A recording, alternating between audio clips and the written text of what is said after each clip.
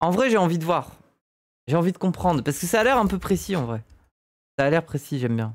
Si vous habitiez sur une île paradisiaque grecque comme celle-ci, est-ce que vous déciderez plutôt d'installer votre village au bord de la mer, avec l'accès aux ressources de l'océan, ainsi qu'à la facilité du commerce via les bateaux, ou bien près d'une magnifique cascade d'eau claire comme celle-ci, ou encore choisiriez-vous la chaleur épaisse des montagnes rocailleuses du centre de l'île? Je crois que la réponse tombe sous le sens, et Le littoral, c'est stylé. Tu peux aller, tu te baignes. Tu pêches, tu te baignes et tout. d'ailleurs, on le voit pour la plupart des villes du monde, les littoraux et les fleuves ont tendance à favoriser le développement humain. Au-delà des avantages économiques évidents en termes de ressources et de Après, il y a des moustiques. transport, les rivières et les mers offrent un cadre de vie agréable, que ce soit pour l'hygiène, la régulation de la température ou les loisirs. Ah, mais ce cri, moi je m'en rappellerai toute ma vie de ce cri. En fait, ce cri, je ne sais pas si c'est un cri de bonheur exagéré ou si c'est le cri d'une bourgeoise qui sait qu'elle en est arrivée au stade où pour son patron, elle est obligée de se baigner dans un truc pollué et toxique et de faire genre qu'elle aime ça. C'est entre le cri de peur, tu sais, le cri de peur, tu sais, de, comment on dit là, les gens qui ont peur des microbes et tout. La réponse B. Moi je pense qu'il y a un peu des deux, hein. Que ce soit pour l'hygiène, la régulation de la température ou les loisirs. Les germophobes, oui, les hypochondriaques et tout ça. Pour moi, ça c'est un cri d'hypochondriaque en panique, hein. Pourtant, Ah oui. à Samothraki, le sanctuaire des grands dieux du monde souterrain et des mystères, la capitale historique de la ville, En fait, c'est horrible. Moi, ce moment-là, vous savez à quoi il me fait penser? Il me fait penser à un manga qui est sorti récemment, là, où c'est des gens qui habitent tous dans une barre d'immeuble. Dans cette barre d'immeuble, ils ont un voisin qui a une coupe au bol comme Dany et qui a la capacité de les manipuler à distance. Et en fait, il leur fait du mal si les gens ne sourient pas devant lui. Donc en fait, tous les habitants, ils vivent des dingueries. Ce mec-là leur fait vivre un enfer, mais ils sont obligés de sourire devant lui. C'est quoi le manga? J'ai oublié. et les mers offrent un cadre. Du coup, pour moi, c'est vraiment cette ambiance-là, quoi. Pourtant, à Samothraki, le sanctuaire des grands dieux du monde souterrain et des mystères, la capitale historique de la ville, Chora, se trouve bien au cœur des montagnes et pas au bord de l'eau. Ou plutôt, plus au bord de l'eau. Car au début du 2e millénaire de notre ère, les habitants de l'île ont pris la décision d'abandonner leur capitale du littoral pour la reconstruire dans l'inhospitalière intérieure des terres pour une raison bien simple. Ils n'en pouvaient plus de vivre dans la terreur des attaques de pirates. Ok. À travers cette histoire en Oui, ça fait sens. apparence banale, on va aujourd'hui s'intéresser à l'économie de la piraterie, dont on pourrait croire qu'elle constitue une activité confinée aux marges des systèmes de pouvoir, comme à Samothraki, mais dont on va pourtant voir qu'elle n'est pas une sinistre Ah non, il y a des deux. dérive, mais bien l'un des visages les plus représentatifs du capitalisme. Et ça, les gens, ça c'est incroyable, c'est pour ça que je voulais voir la vidéo. Un peu d'économie de la piraterie là. C'est trop bien, j'aime trop, c'est précis. Avec Merci Sarjar. Oui, rappel les gens, oui c'est bien, je vais faire le rappel. Les gens, soutenez cette chaîne, pitié. Soutenez cette chaîne, je vais pas pouvoir streamer beaucoup cette semaine, je dois déménager. J'ai fait des frais, c'est horrible. Merci Aya et Léonore, j'ai fait des frais. Ça me coûte cher tout ça, c'est horrible. Je serre les dents fort. Mais oui, c'est le September en plus. Abonnez-vous les gens. Ça coûte pas cher. Le September, voilà, vous faites comme Sarjar, vous prenez un abonnement pour 6 mois d'avance. Merci Vaeva. Merci pour les 10 subs. Incroyable. Mes Bitcoins, ils sont... Et voilà, Sarjar, il a compris. Il a pris un abonnement pour 6 mois d'avance. Il a payé moins 30% sur son abonnement. Et moi, je touche la même chose. Je touche la même chose. C'est Jeff Bezos qui gagne moins d'argent ce mois-ci. Hein. Ne l'oubliez pas, donc abonnez-vous. Hein. Vous voulez soutenir, c'est le moment de soutenir à long terme, quoi. Bref, la vidéo. au centre cette figure du pirate qui incarne paradoxalement tout à la fois l'ennemi absolu de l'humanité et l'idéal de la liberté totale. Un symbole qu'on Barbe Noire. pourrait voir de manière plus moderne dans celui des entrepreneurs Il est stylé le perso de Barbe Noire quand même. disruptifs et des start-upers au danger. En fait, il est stylé non pas par son chara-design ou sa personnalité. Merci Chappie, mais surtout pour la manière dont il est amené dans le récit. Durant le premier arc, là où il cherche la cité dans les nuages, là, il le rencontre dans la ville. Le mec, c'est juste un genre d'alcoolo un peu bizarre. Et après, au fur et à mesure, tu te rends compte que ce mec est hyper important et qu'il est trop fort. C'était bien ça. Un symbole qu'on pourrait voir de manière plus moderne dans celui des entrepreneurs disruptifs et des start-upers aux dents longues qui forment aujourd'hui le cœur du système et son produit le plus pur chimiquement. Je suis Alcide et vous regardez Sortie d'usine, initions-nous en secret au culte à mystère de l'île de Samothraki et découvrons ensemble pourquoi Elon Musk c'est très littéralement Barbe Noire. Dommage qu'il y ait 2000 épisodes. Oui, mais il y a des cailles. Ça vous saoule One Piece, vous pouvez regarder les cailles. Hein. Moi, en un mois, j'ai réussi à faire... à rattraper à peu près jusqu'à l'arc de l'homme-poisson. Après, j'étais un peu matrixé, je regardais au moins 2-3 heures de contenu par jour, quoi.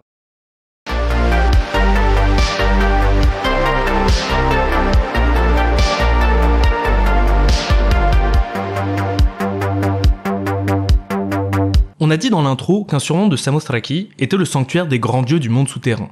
Et même si le nom il y pète, ça demande un peu C'est trop stylé. d'explication. Le sanctuaire des quoi? Le sanctuaire des grands Le sanctuaire des grands mondes souterrains. On dirait c'est là que Cthulhu il va sortir, genre. dieux du monde souterrain. Et même si le nom il y pète, ça demande un peu d'explication. Samothraki, Samothrace en bon français, est une grosse île d'environ 200 km² flottant en mer Égée, à proximité des côtes de l'actuelle Turquie. Okay. Comme beaucoup d'îles grecques, elle fait partie intégrante de la mythologie hellénique. C'est là que serait né le fondateur de la ville de Troie, et ce fut le poste d'observation de Poséidon lors de la fameuse guerre éponyme. D'un point de vue moins mythologique, c'est également sur l'île que se seraient rencontrés les parents d'Alexandre le Grand lors de leur initiation au mystère. Car oui, si l'île est connue, c'est justement pour son caractère religieux et mystique, qui lui valut d'être pendant de longs siècles une destination de pèlerinage autour des cultes à mystère. Mais ça, c'est trop bizarre. Hein. C'est vrai, Alexandre le Grand, ça a été un grand héros, mais le truc, c'est qu'il vient de Macédoine. Et globalement, la Macédoine, qu'est-ce qu'ils ont apporté au monde à part la Macédoine? C'est... Vraiment, il est pas venu du bon endroit. Quand on parle des cultes à mystère, il n'est pas question ici des dieux traditionnels de l'Olympe comme Regardez, même leur Macédoine, on dirait pas une Macédoine. culte à mystère. Quand on parle des Pas une Macédoine, ça, c'est... Je sais pas. cultes à mystère, il n'est pas question ici des dieux traditionnels de l'Olympe comme Zeus, Poséidon ou Athéna. Les mystères, ce sont justement d'autres dieux, qu'on a encore du mal aujourd'hui à tous identifier, mais qui sont pour la plupart des divinités inspirées de religions à l'époque lointaines, exotiques et variées, qui se diffusent dans le monde gréco-romain depuis des temps assez anciens. Ainsi, on vénère le dieu égyptien Isis, le dieu guerrier Mitra venu d'Iran, Le dieu égyptien, Isis, c'est un garçon, Isis? assez ancien. Ainsi, on vénère le dieu égyptien Isis, Il a des seins. le Un femboy? Un dieu femboy? dieu guerrier Mitra venu d'Iran, le Baal araméen, ou encore Dionysos, divinité qui n'est Trop stylé! Le meilleur dieu, hein. pas olympienne, mais serait née au Pakistan d'une mère mortelle, et que certains rapprochent du dieu hindou Shiva. Mais Dionysos, rendu si populaire par les célébrations orgiaques en son honneur, Oui. a eu tellement de succès que ses origines furent oubliées et qu'il fut considéré rapidement comme un véritable dieu autochtone, Oui. un de souche.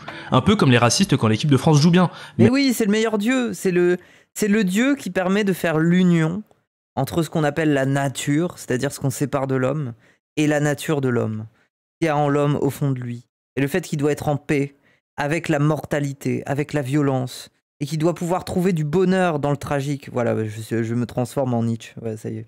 Et c'est pas Et souvent. moi, je comprends, Nietzsche, il m'a matrixé. J'ai compris le dionysiaque. J'ai compris à quel point c'était stylé. J'ai compris pourquoi c'était le meilleur dieu. C'est le dieu le plus, comment dire, le plus brut au sens philosophique. Donc le plus concret, quoi. Et je m'égare. Bref, ce qui caractérise le culte à mystère, c'est donc le caractère exotique et discret de ces divinités, ainsi que le salut que serait censé conférer l'initiation à leur rite secret pour les humains qui parviennent à connaître les mystères, à savoir une place dans un au-delà un peu plus intéressant que celui de l'enfer et des Champs-Élysées traditionnellement promis par la religion olympienne. À Samothraki, donc, on trouve ce sanctuaire des grands dieux du monde souterrain. Et ce n'est pas juste un sanctuaire au nom un peu stylé. Son rayonnement traverse tout le monde grec, ce qui est assez rare, et on le considère comme un des temples pan-helléniques les plus importants de son époque. Incroyable. C'est comme ça qu'on appelle ces lieux de culte aussi majeurs, et l'un des deux seuls dédiés à un culte à mystère. C'est ici que sont vénérées les divinités chtoniennes.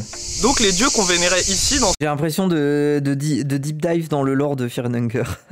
C'est stylé. ce temple, on les appelait les dieux chthoniens, en référence au mot de grec ancien chtonos, qui veut dire la terre, le sol, et puisqu'ici c'est les dieux souterrains, comme on a traduit en français. Et c'est un mot qu'on retrouve par exemple dans l'histoire de Eryxonios, c'est le roi fondateur de la ville d'Athènes. On avait déjà raconté cette histoire dans une très vieille vidéo, je pense qu'il date de 2021. Et l'histoire, pourquoi est-ce qu'il y a Xonios dans son nom? L'histoire, c'est Héphaïstos qui a voulu violer la déesse Athéna. Et Athéna, bon, elle était un peu défendue, donc Héphaïstos, il a éjaculé sur sa cuisse, elle a nettoyé ça, elle a foutu ça par terre. Quoi? Attends, quoi? Je connais pas. Cette histoire dans une très vieille vidéo, je pense qu'il date de 2021. Et Ah, par contre, les cigales, c'est insupportable. Hein. Et l'histoire, pourquoi est-ce qu'il y a Xonios dans son nom? L'histoire, c'est Héphaïstos qui a voulu violer la Attends, Héphaïstos, il a voulu ken. déesse Athéna. Et Il a voulu ken Athéna. Athéna, bon, bah, elle était un peu défendue, donc Héphaïstos, il a éjaculé sur sa cuisse. Attends, quoi? C'est quoi cette scène de ménage absurde, là? Il voulait ken avec. Elle s'est mise à se bagarrer avec lui. Donc c'est un combat digne de... Là, il faut vous imaginer que c'est... merde, comment ça s'appelle?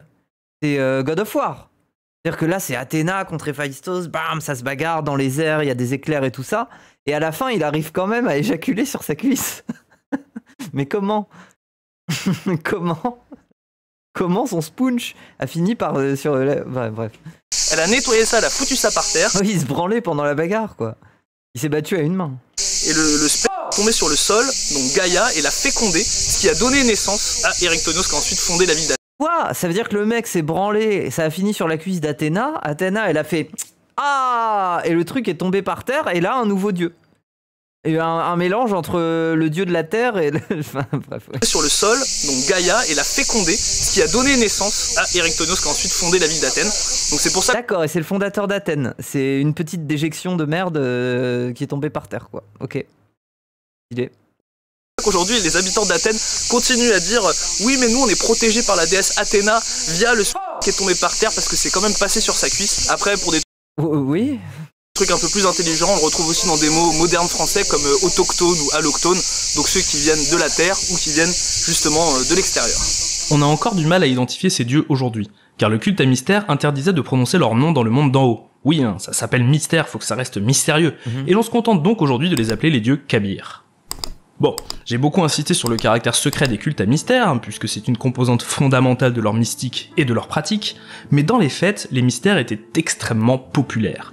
Ok. Le sanctuaire aurait été bâti au 6e siècle avant Jésus-Christ, mais au cours des siècles suivants, Samothraki a clairement cartonné en termes de tourisme religieux, avec l'attrait grandissant qu'exerçaient les cultes à mystère sur les Grecs. D'accord. D'après le philosophe français Ernest Renan, leur importance était devenue telle dans le monde gréco-romain que si le christianisme n'était pas parvenu à s'imposer dans l'Empire, le monde entier aurait fini par vénérer Mithra, puisqu'on avait des postes de culte jusqu'au mur d'Adrien en Incroyable. Grande-Bretagne. Bon, c'est sûrement Les cultes hellénistes et tout ça, c'est fou. exagéré, mais ça témoigne tout de même de l'importance que pouvait recouvrir l'île de Samothraki pour les adeptes des mystères. Samothraki était donc une île riche, influente et politiquement importante dans l'Empire romain pré-chrétien. Y défilaient Platon, Aristote, Hérodote, il y aurait même eu Saint Paul à un moment. Sauf que justement, avec Saint Paul qui répand le monothéisme dans les provinces de l'Empire, et à mesure que le petit Jésus s'impose à Rome, l'importance de Samothrace diminue progressivement, jusqu'à ce que l'île redevienne un bout de terre oublié parmi les archipels de la mer Égée. Oui, après, il y a eu quand même les chrétiens, ils ont été quand même... Il y a eu un bashing chrétien pendant très longtemps. Hein, ça a tenu quand même les croyances hellénistes hein, pendant longtemps, quoi. Le dernier clou Ça a mis 2-3 siècles au moins avant que... Même plus. est planté sur la croix. Parce que la réforme de Constantin, c'est en 300 quelque chose, non? Je sais plus, attendez. La réforme de Constantin...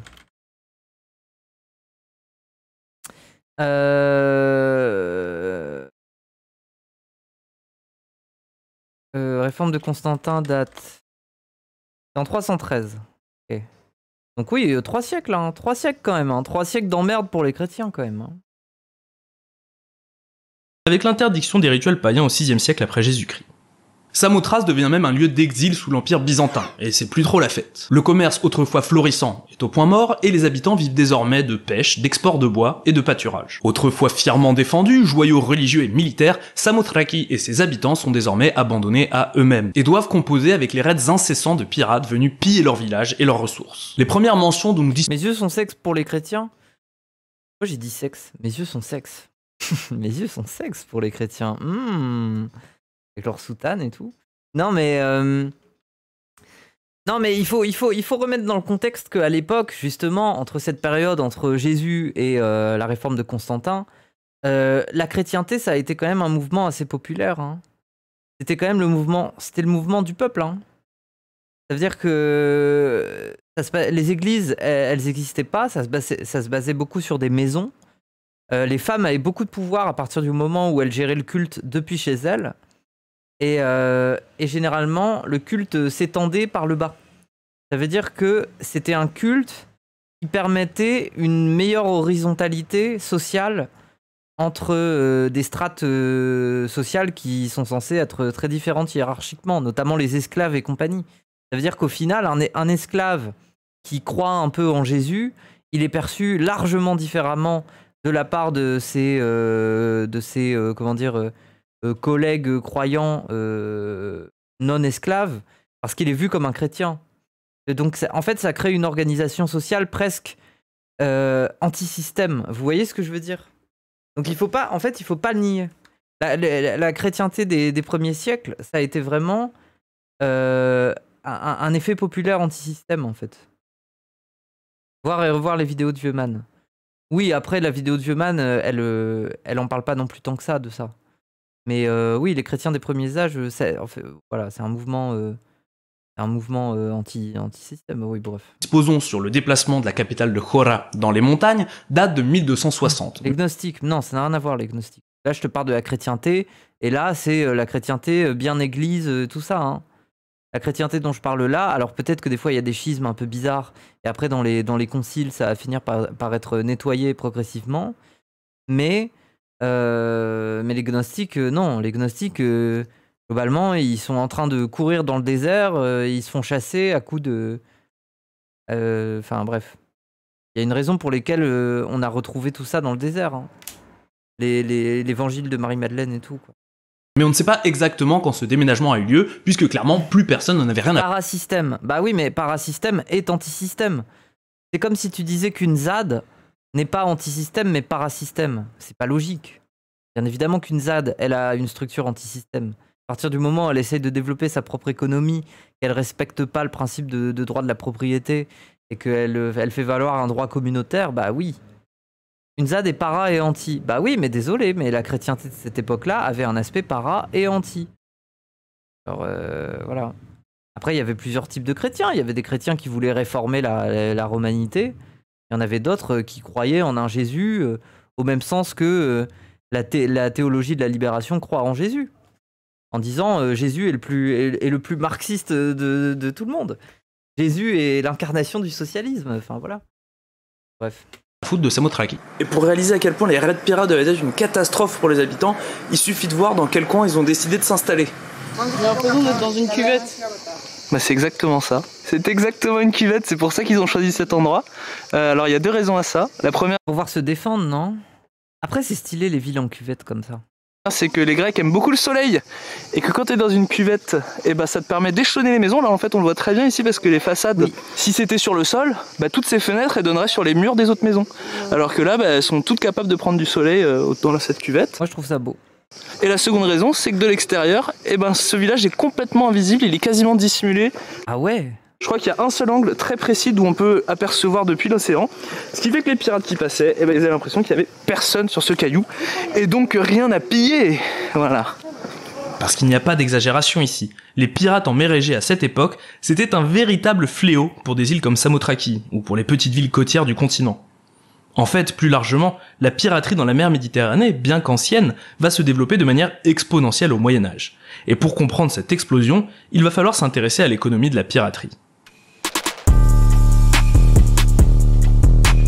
Alors moi, je call l'économie de la piraterie, c'est... Oui, il y a les marginaux, mais globalement, c'est surtout que... Une fois que t'es loin de chez toi, tu peux très bien mener des petites attaques, des escarmouches, des trucs comme ça au nom de la couronne, tout en faisant des choses que la couronne ne validerait pas, et en même temps qu'elle validerait officieusement, enfin bref. Quand on parle pirate aujourd'hui, on pense immédiatement à Jack Sparrow, à Pirates des Caraïbes, à cette fameuse période qu'on appelle l'âge d'or de la Booba ?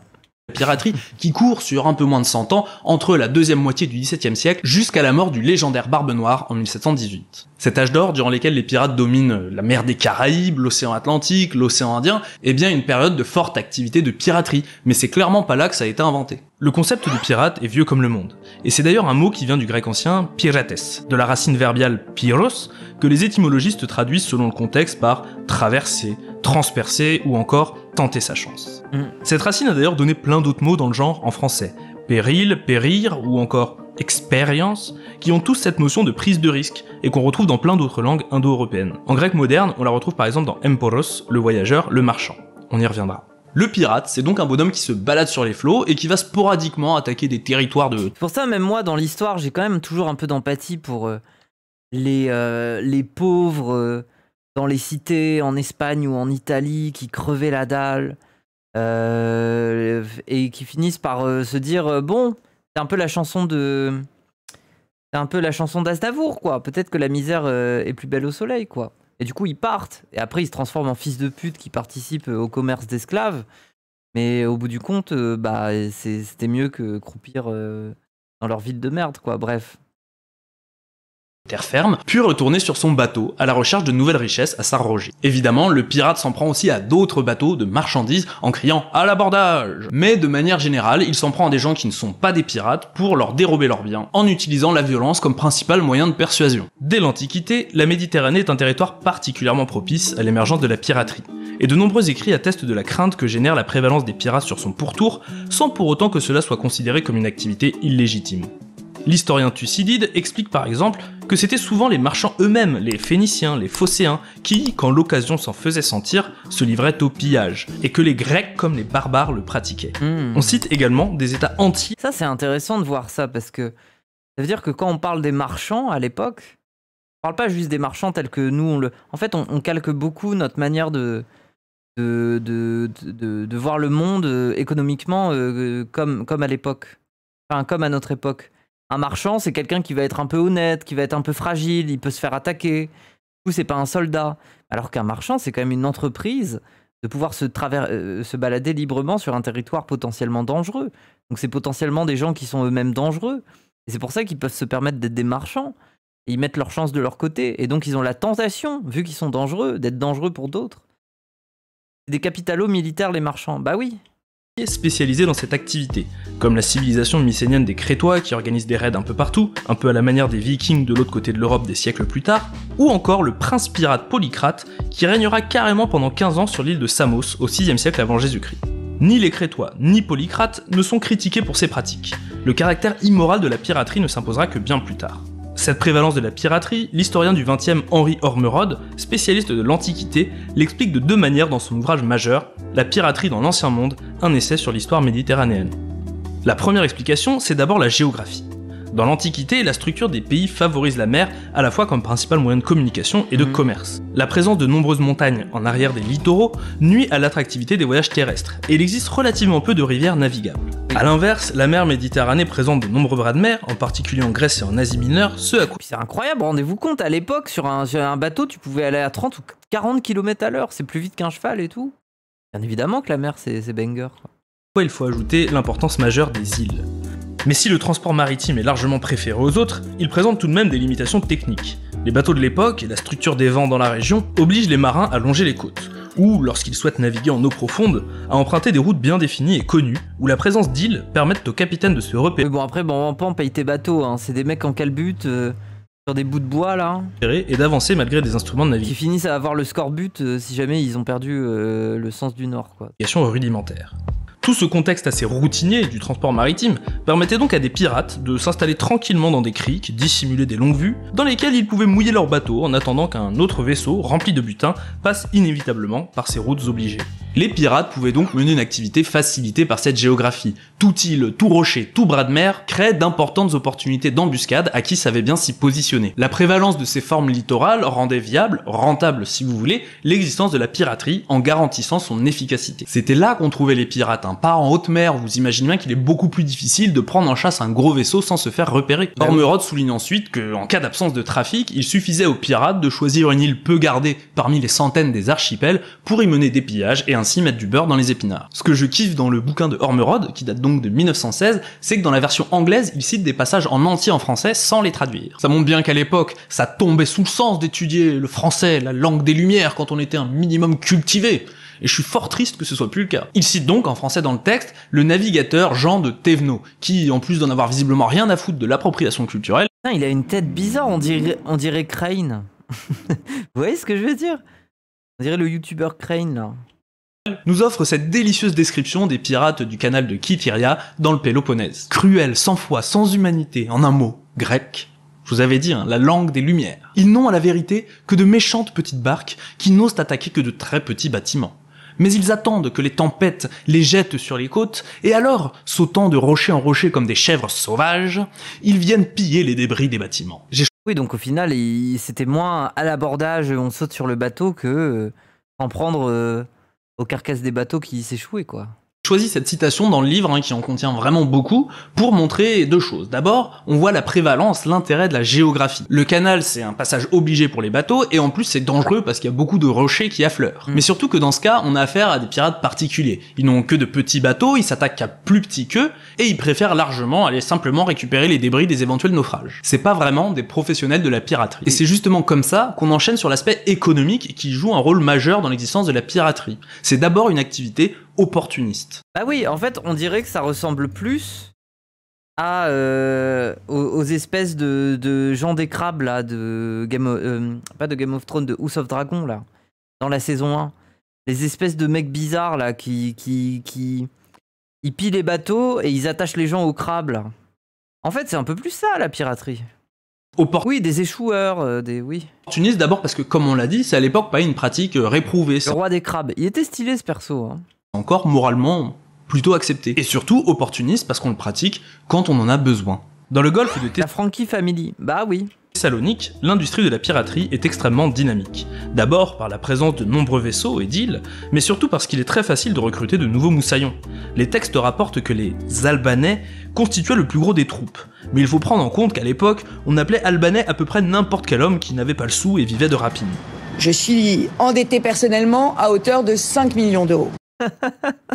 Ça montre bien que les motivations à embarquer piraterie sont motivées par l'absence d'autres opportunités économiques. Et comme le souligne Ormerod, les régions dont le plus grand nombre de pirates étaient originaires, et qui constituent une grosse part du pourtour méditerranéen, présentent des sols peu favorables à l'agriculture, des terres rocailleuses, incapables de nourrir de larges populations, et où on observait également une prévalence du brigandage. Se nourrir via la piraterie, c'est d'abord parce qu'il y a assez peu d'autres alternatives. C'est d'ailleurs considéré par Aristote comme un moyen de production comme un autre. Certains hommes se nourrissent par la chasse, qui existe sous de nombreuses formes. Certains, par exemple, sont brigands ou pirates. D'autres parcourent les lacs, les marches, les rivières, la mer pour y chasser le poisson. D'autres chassent les oiseaux ou les bêtes sauvages. Aristote antispéciste, on aura tout vu. Mais voilà, la piraterie est une activité économique. Il a pas dit un truc antispéciste, là, il a dit que c'était l'ordre des choses un peu. Comme une autre, encouragée par la faiblesse de production des territoires littoraux, ce qui génère une grande masse de candidats à la chasse au One Piece. Et tout cela est considéré comme parfaitement normal à l'époque archaïque. Enfin, normal, ça se discute, parce que les gouvernements ont quand même tendance à lutter contre la piraterie, principalement pour défendre leurs intérêts militaires et commerciaux en sécurisant les routes maritimes. Alexandre le Grand, par exemple, dont je le rappelle, les parents se sont rencontrés à Samothraki, lance de grands plans à cet effet, mais dont les efforts tomberont à l'eau, si j'ose dire, après sa mort. 200 ans plus tard, ce sera l'Empire romain qui parviendra, en instaurant une véritable police des mers, à réduire la piraterie à peau de chagrin. Mais après des siècles de calme, la déliquescence du... C'est qui? Ah, mais vous me cassez les couilles à demander toujours que les vidéos, c'est sorti d'usine. Oh là là! Au pire, vous avez le titre à chaque fois, ça m'énerve. L'SPQR, qui va propulser l'Europe dans le Moyen-Âge, abandonne dans les marges de l'Empire de nombreux territoires littoraux et insulaires à leur sort. Les opportunités économiques renaissent donc, et c'est le retour, façon fanfare exponentielle, de la piraterie. Vous comprenez qu'il y a une forme d'équilibre entre la capacité qu'ont les États légitimes... Putain, mais du coup, j'ai rien suivi, je remets en arrière, désolé. Propulser l'Europe dans le Moyen-Âge, abandonne dans les marges de l'Empire de nombreux territoires littoraux et insulaires à leur sort. Les opportunités économiques renaissent donc. Donc là, plutôt période Moyen-Âge, quoi, on se recentre un peu sur le continent. Et c'est le retour, façon fanfare exponentielle, de la piraterie. Vous comprenez qu'il y a une forme d'équilibre entre la capacité qu'ont les États légitimes à contrôler leur territoire et l'appétit de nos pirates voraces. On sent donc que nos capitaines à jambes de bois, ils ont une activité qui est arbitrée par des choix entre les gains et les risques, qu'ils ont en somme un comportement qu'on pourrait rapprocher d'un acteur économique. Mais vous allez voir que cette intuition qu'on a ensemble, elle est très loin d'avoir été évidente pour les économistes, surtout quand ça marchait pas trop dans leur théorie. Le mythe de Crusoe. La célébrissime théorie de la main invisible, proposée par le philosophe écossais Adam Smith, père du libéralisme économique, suppose que chaque individu, chaque acteur économique, en agissant rationnellement dans son propre intérêt pour générer des richesses, va améliorer l'économie globale via sa production. C'est la pire idée. Sans jamais viser l'intérêt général, il va tout de même le provoquer en ne pensant qu'à sa gueule. Ce serait donc cette image de main invisible, l'intérêt individuel, qui ferait fonctionner le marché. Vraiment la pire idée. Sans régulation, les acteurs économiques optimiseraient la valeur créée Merci Vicuna. Merci pour le sub pour 6 mois d'avance. Voilà, encore quelqu'un qui a compris. C'est le moment de s'abonner pour 6 mois d'avance. par la société, à l'inverse d'une main moins invisible, d'un État qui lui interviendrait toujours suboptimalement quand il veut organiser la production et le commerce. Une des figures qui va être largement exploitée pour illustrer le propos de Smith, c'est pas tout à fait un pirate, mais c'est un personnage de fiction qui vit dans l'univers de la piraterie, Robinson Crusoe. Ce roman d'aventure, publié en 1719, raconte l'histoire... Attends, quoi? Pourquoi? Attends, c'est intéressant ça. Adam Smith qui fait un parallèle avec Crusoe pour justifier la main invisible. Comment ça? Robinson Crusoe. Ce roman d'aventure, publié en 1719, raconte l'histoire d'un Anglais, Robinson Crusoe, propriétaire d'une plantation coloniale au Brésil, qui, après le naufrage de son navire, se retrouve échoué sur une île déserte au large du Venezuela, non loin des Caraïbes, où il vivra pendant 28 ans avec pour seul compagnon un autochtone nommé Vendredi. Cependant, si le roman est bien parsemé d'histoires de pirates, Robinson n'en est pas un. C'est avant tout un colon et un capitaine de bateau marchand d'esclaves, visiblement pas très talentueux en navigation puisqu'il... C'est pour ça que c'est fascinant que Vendredi soit son pote, quoi. Moi j'aurais été Vendredi, bon... s'est échoué en tuant l'intégralité de son équipage sauf lui, il Capitanos P. Costa Croisière. S'il nous intéresse, c'est parce que sur son île, Robinson va déployer de nombreux efforts pour générer des ressources, élever des chèvres, faire de l'agriculture, bâtir toute une colonie à la seule force de ses mains, D'accord, oui. clairement en mode serveur Minecraft survie, ce qui lui vaut d'être aujourd'hui qualifié de véritable prototype de l'Homo economicus. Ce qualificatif ne vient pas de Smith lui-même, mais de ses descendants idéologiques qui fondèrent l'école néoclassique. En fait, ça m'énerve. C'est ça le néo-economicus, alors que globalement, chez nous, c'est des bourgeois, ils ont jamais mis les mains à la pâte, ils ont jamais fait leur lessive ou leur vaisselle, et ils s'identifient à des Robinson Crusoe, quoi. Ouais. C'est-à-dire un courant d'économistes défendant ses idées. Et ils sont un paquet à reprendre Crusoe. Bastia, Jennings, Gossens, Jevons, Menger, Viskel, Wicksteed, Edgeworth, retenez son nom à celui-là, Clark, Marshall, et bien d'autres encore d'après la liste de la publication que je cite, parce que je vous rassure, je les connais pas moi tous ces messieurs. Pour citer Milton Friedman, un économiste américain majeur, prix Nobel d'éco évidemment, leader de l'école de Chicago, défenseur du libre marché contre l'éternel, bref, tout simplement le théoricien du capitalisme le plus influent de ces 50 dernières années, ouvrez les guillemets, une économie basée sur la libre entreprise et le secteur privé se comporte comme un ensemble d'innombrables Robinson Crusoe. C'est pour les... Comment on a pu laisser passer ça, hein? On a pu laisser... Et si vous pensez que je sélectionne de rares citations pour appuyer une image pas si courante, croyez-moi, c'est pas... Je veux dire, même à l'époque, hein, oubliez pas, hein, ces gens-là, ils vivaient à l'époque où il y avait des grandes usines, des gens qui crevaient la dalle et qui finissaient par mourir dans la rue parce qu'ils n'avaient pas de retraite. Et quand il y avait des syndicats, on tirait dessus à coups de fusil. Donc c'est quand même dans ce contexte-là que ça balance ce genre de take. Hein. Bon, n'oubliez pas. Hein. Et si vous pensez que je sélectionne de rares citations pour appuyer une image pas si courante, croyez-moi, c'est pas le cas. Robinson Crusoe est partout en économie. On utilise même encore aujourd'hui ce qu'on appelle la Robinson Crusoe Economy pour illustrer des théories sur les comportements économiques individuels. La Crusoe Economy se base sur les hypothèses suivantes. On se trouve sur une île coupée... Friedman, c'est post-deuxième guerre mondiale. Ok, mais du coup, c'est toujours un peu ce que j'ai dit. Du reste du monde, donc sans échange, Robinson est à peu près le seul acteur économique et l'intégralité des produits qu'il est possible de fabriquer doivent l'être avec les ressources de l'île. On considère à la fois Crusoe comme l'unique producteur et l'unique consommateur. Et on montre ainsi que, comme dans l'île... Oui, ça y est, je commence à comprendre la take. En gros, Crusoe, il est en mode solo Minecraft et il se relève les manches parce qu'il veut faire des bails. Vendredi, lui, c'est un mec qui habite dans le coin et qui vit à peu près modestement des ressources, mais s'en sort pas si bien que ça. Et du coup, il devient l'employé de Crusoe parce que Crusoe lui apporte une meilleure vie et du coup, il se met au service de Crusoe. En fait, ça justifie le fait d'employer des gens, quoi. Mais c'est intéressant, en fait ils prennent en exemple Crusoe parce que c'est la transition entre le modèle esclavagiste et colonialiste et le modèle entrepreneurial. Ça veut dire qu'il n'y a plus besoin de mettre des fers autour des jambes et des poignets de Vendredi à partir du moment où il est intéressé par ta production et qu'il est capable d'être ton salarié pour pouvoir en bénéficier lui aussi. On considère à la fois Crusoe... Oui voilà, sauf que dans l'histoire c'est jamais Vendredi qui peut lui-même faire tout ça, quoi. Vendredi est tellement bête qu'il a jamais élevé des chèvres avant que Crusoe arrive, quoi. Crusoe comme l'unique producteur et l'unique consommateur. Et on montre ainsi que, comme dans le livre, il va chercher à maximiser les profits en tant que producteur Pauvres les canaques, oui c'est ça. et à maximiser l'utilité de ses produits en tant que consommateur. Il ne va pas travailler plus qu'il n'en a besoin et ne créera que ce qui lui est utile, afin de réserver le temps restant pour le loisir, atteignant une forme d'optimalité économique.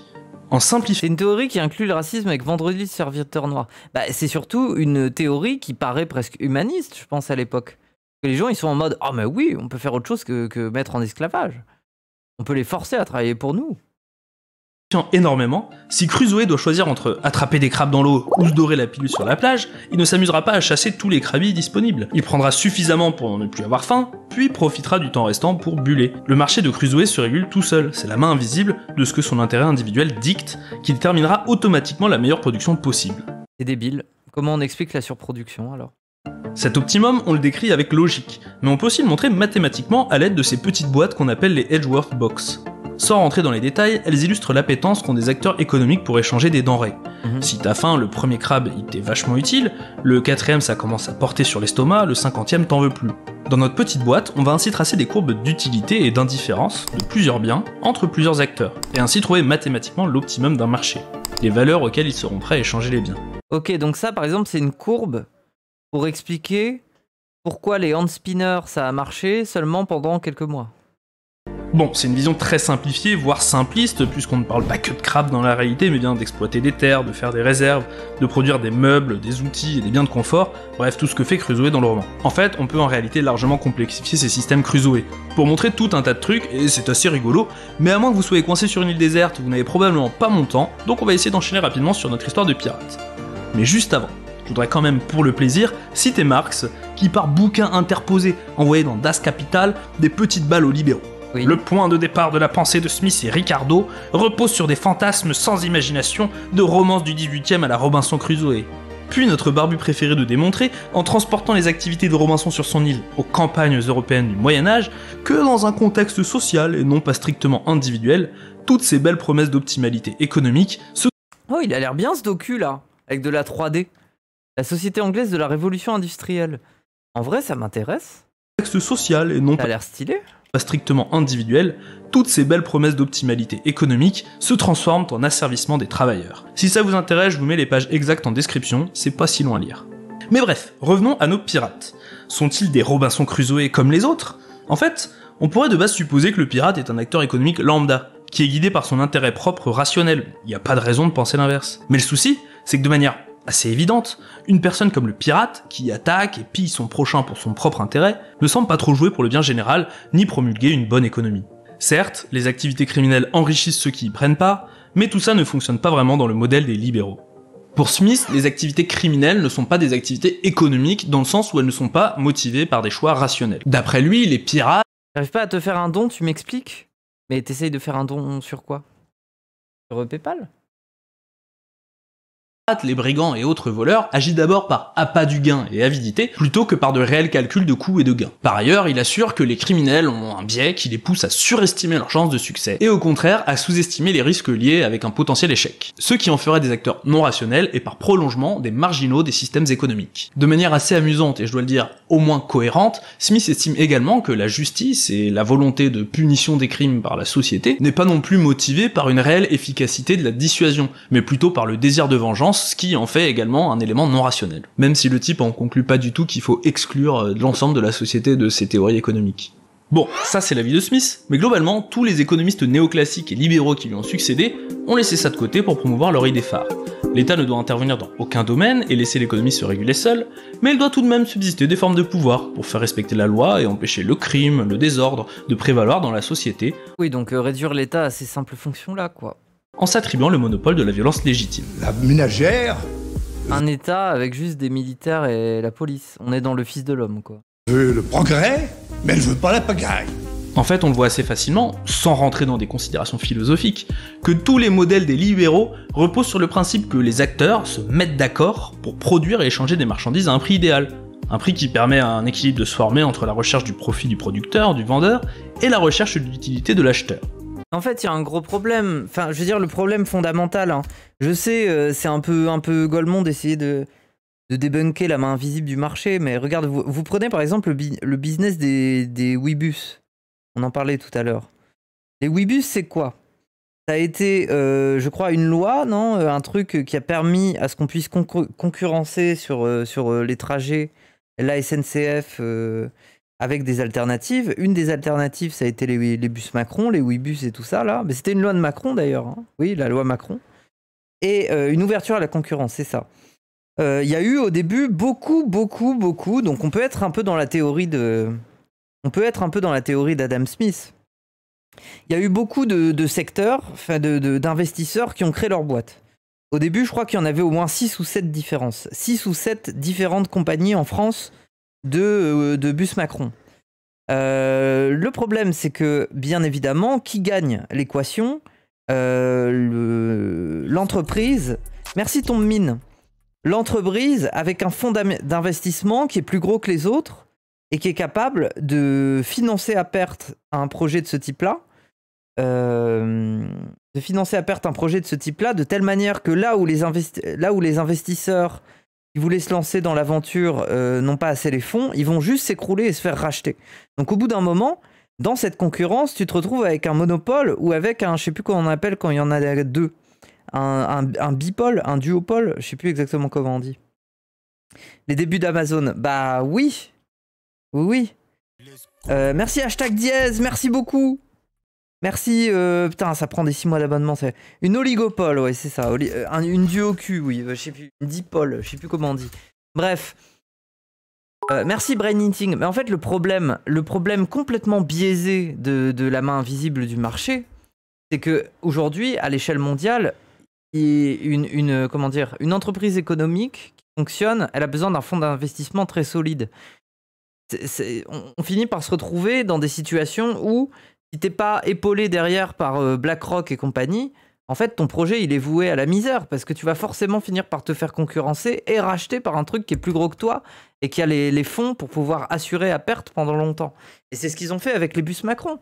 Au début, la compétition, elle était dans l'idéal d'Adam Smith. Ça veut dire qu'il y avait un tel qui faisait des bus pas chers, il y en a un autre qui les faisait encore moins chers, et ainsi de suite. Et au niveau de la qualité, les bus n'étaient pas trop mauvais. Et c'était une vraie alternative. Un rappel, à l'époque, tu pouvais faire des trajets. Tu pouvais faire, je sais pas moi, par exemple, tu pouvais faire Marseille et... Putain, j'ai oublié le nom des villes en Espagne. C'est terrible, j'ai envie de me suicider. Duopole, c'est un marché oligopole de 2. Bah du coup, duopole, c'est ça qu'on dit. Tu pouvais faire Marseille... Barcelone, Marseille-Madrid pour 1 euro. Des fois, tu avais des trucs comme ça. Ça, si vous en rappelez, c'est courant 2019-2020. Tu avais des fois des trucs qui popaient comme ça, genre paf, le petit trajet à 1 euro. Aujourd'hui, ils sont en train... En fait, aujourd'hui, vu que le monopole, le duopole a été verrouillé, les petits concurrents ont été complètement balayés de l'équation. Et vu que maintenant les gens dépendent de ce type de moyens de transport parce que le train est plus cher, là ça y est, ils sont en train d'augmenter les prix.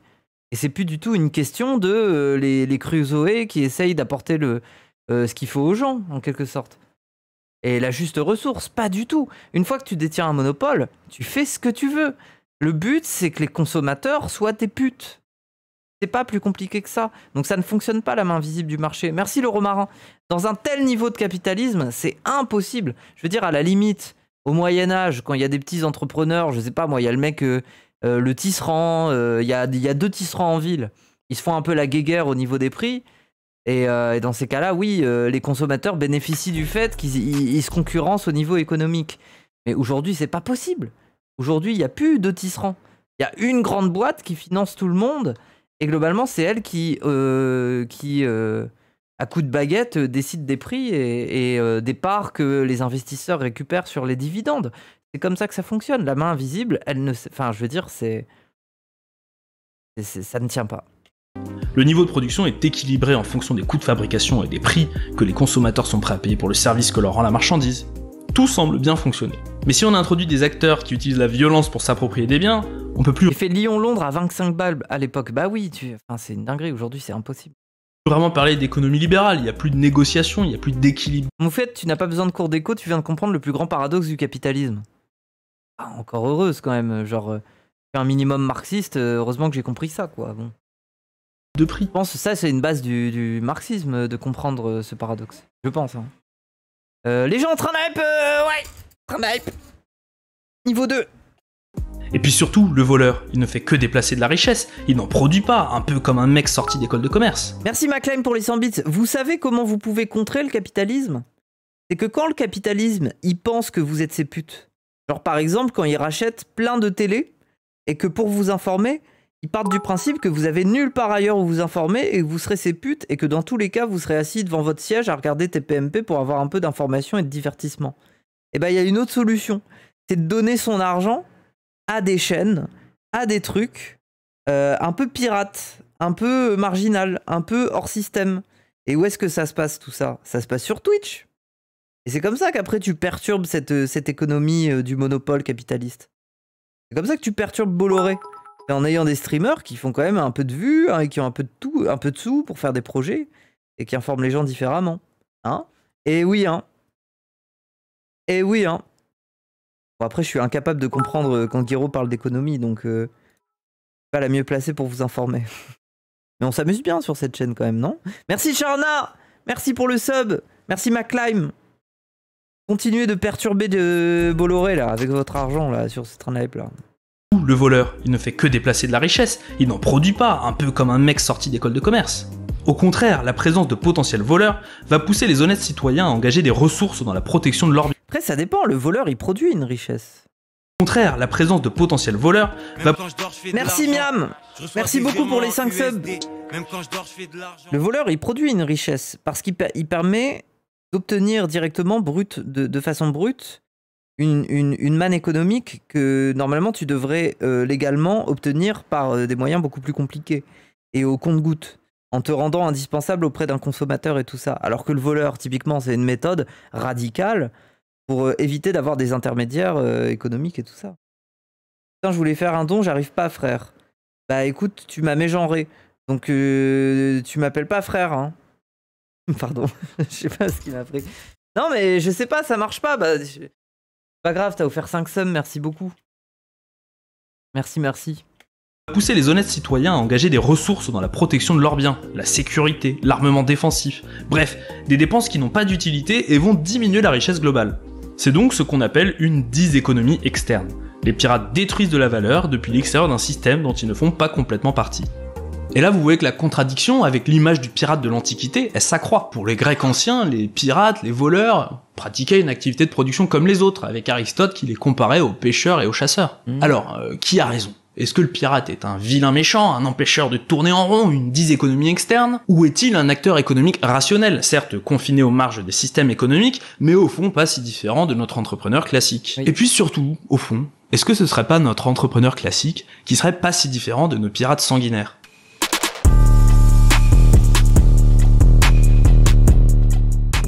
L'économie. Et du coup, voilà, c'est ça qui m'intéressait. Pourquoi Elon Musk contre Barbe Noire? Et professeur d'économie Peter Leeson développe dans son ouvrage majeur The Invisible Hook, The Hidden Economics of Pirates, l'idée selon laquelle les pirates seraient bien des acteurs économiques rationnels comme les autres. Et il s'applique, pour justifier cette idée, à montrer que la fameuse main invisible d'Adam Smith peut se décliner, pour nos brigands de haute mer, en un crochet invisible. Alors, Leeson ne va pas jusqu'à affirmer que l'intérêt individuel des pirates les pousse à défendre l'intérêt général. Non. Oui, puis les voleurs, c'est quand même sacrément rentable. C'est génial. Alors, un voleur, il cambriole 2-3 maisons, il se fait, je sais pas moi, quelques milliers d'euros, mais derrière, c'est le service de sécurité et d'installation de caméras de la ville qui, pour le coup, va se faire le triple. Oui. On reconnaît effectivement que le crochet, à l'inverse de la main, presque comme si les deux pouvaient fonctionner main dans la main, hein, pousse plutôt au parasitisme, à la destruction de valeur, et nuit globalement à la société. Pourtant, les brigands sont des acteurs économiques comme les autres, qui prennent des décisions rationnelles pour optimiser leurs profits personnels. Le chercheur montre ainsi plusieurs exemples de stratégies économiques déployées par les pirates, comme par exemple celle d'afficher le fameux drapeau noir à tête de mort, qui, en impressionnant leurs victimes, en leur faisant passer le message que toute résistance est inutile, permet de limiter les besoins de violence et les risques associés. C'est finalement une proto-stratégie de marque, utiliser un symbole pour transporter des valeurs et une réputation, et ainsi réaliser des économies sur l'activité pratiquée en influençant les autres acteurs. Leur brutalité et la torture qu'ils pratiquaient sur leurs prisonniers faisaient également partie de ce schéma. D'après Leeson, ce n'était pas de la violence gratuite, mais une manière d'asseoir leur réputation pour éviter des coups futurs liés aux attaques. Mais surtout, les pirates sont obligés de s'associer entre eux pour mener leurs actions de pillage, et ils le font selon des modèles relativement égalitaires qui sont clairement novateurs pour l'époque. La démocratie élective existe sur les navires depuis le début des années 1700, avec de manière encore plus surprenante, des principes de séparation des pouvoirs pour apporter stabilité à la gouvernance et limiter les risques de tyrannie. Autre Des genres de conseils d'entreprise en fait. En fait, ils faisaient des AG. élément intéressant, des systèmes de récompense internes aux équipages permettaient de récompenser les pirates aux meilleurs résultats et ainsi stimuler la performance de leur société marginale. Par ailleurs, malgré les systèmes racistes de l'époque, dont tous les hommes étaient naturellement baignés, on trouvait sur les vaisseaux de brigands une tolérance raciale introuvable sur la terre ferme, qui n'était encore une fois pas motivée par de quelconques idéaux de liberté qu'on aura envie anachroniquement de leur attribuer, mais bien par la performance économique que cela ouvrait en élargissant les réserves de recrutement pour les attelages. Instances électives, management par la performance individuelle, stratégie de branding, tolérance culturelle motivée pour des raisons économiques, est-ce que ça vous rappelle pas des problématiques bien plus modernes? Leeson le dit lui-même, un navire pirate ressemble plus à une entreprise de Fortune 500 qu'à une société d'enfants sauvages. En fait, ça ressemble un peu à une start-up. En fait, quand on voit les images... photostock là, où vous avez des employés qui sont comme ça, ils sourient, et ils ont les bras croisés comme ça. En fait, tu pourrais faire les mêmes images pour des pirates. En mode, regardez, on est inclusif, il y a des femmes, il y a des noirs à bord du bateau, et après on est tous heureux, on est une bande, et on a tous les bras croisés comme ça, devant notre bateau. Tu pourrais faire le même répertoire. Hein. Les jambes de bois et les perroquets mis de côté, Oh merci Miam pour les 10 balles. Ah voilà, t'as réussi, let's go. Merci beaucoup. Merci pour les 10 balles, let's go. Au final, la piraterie est un business criminel, mais rien d'autre qu'un business, et qui doit être analysé comme tel. Alors, qu'est-ce qu'Adam Smith et les autres économistes libéraux et néoclassiques vont bien pouvoir répondre à ça? Parce que ce qui est marrant, c'est que Leeson, c'est loin d'être un gauchiste. Le mec embrasse toutes les théories libérales d'Adam Smith. Il s'intéresse juste à la piraterie parce qu'il a trop autisté sur Jack Sparrow quand il était petit, et c'est lui-même qui le dit. Il ne renie en rien les théories libérales, et va même citer énormément Adam Smith de manière que je trouve personnellement un peu contradictoire. Je cite Leeson qui cite « Une société ne peut subsister parmi ceux qui sont prêts à causer du tort à leurs prochains. Si une société existait parmi les voleurs et les meurtriers, ils devraient au moins ne pas se voler et se tuer les uns les autres. » En fait... Ah oui? Mais c'est comme ça que ça fonctionne. Leeson aime tellement Smith qu'il... Ce qui est très intéressant, c'est qu'au bout d'un certain seuil, ça ne fonctionne plus forcément par des petits groupes. Ça ne fonctionne pas forcément par des groupes qui se connaissent entre eux. Ça finit par fonctionner par des symboles, par des habitus, par des trucs sociaux. Et c'est là que tu commences à comprendre comment, je sais pas moi, comment tu peux bander sur l'esthétique de banlieue et comment t'as l'impression que mettre un jogging fait que tu vas moins te faire emmerder à la sortie du métro. Je sais pas, il y a plein de trucs comme ça, c'est trop intéressant. Ça devient des classes. Bah oui, enfin, je sais pas si on peut parler de classe pour autant, mais... Que la classe, c'est pas toi qui l'as choisi. Alors que l'esthétique de banlieue, c'est le banlieusard qui la développe, tu vois ce que je veux dire? Bref. Je cite à tout bout de champ, alors qu'à chaque fois, c'est vraiment un gros CSC. Je cite Leeson qui cite encore « Une société ne peut subsister à moins que les lois et sa justice ne soient appliquées. L'interaction sociale ne... » Ah, ça grésille, merde. 26 minutes 27.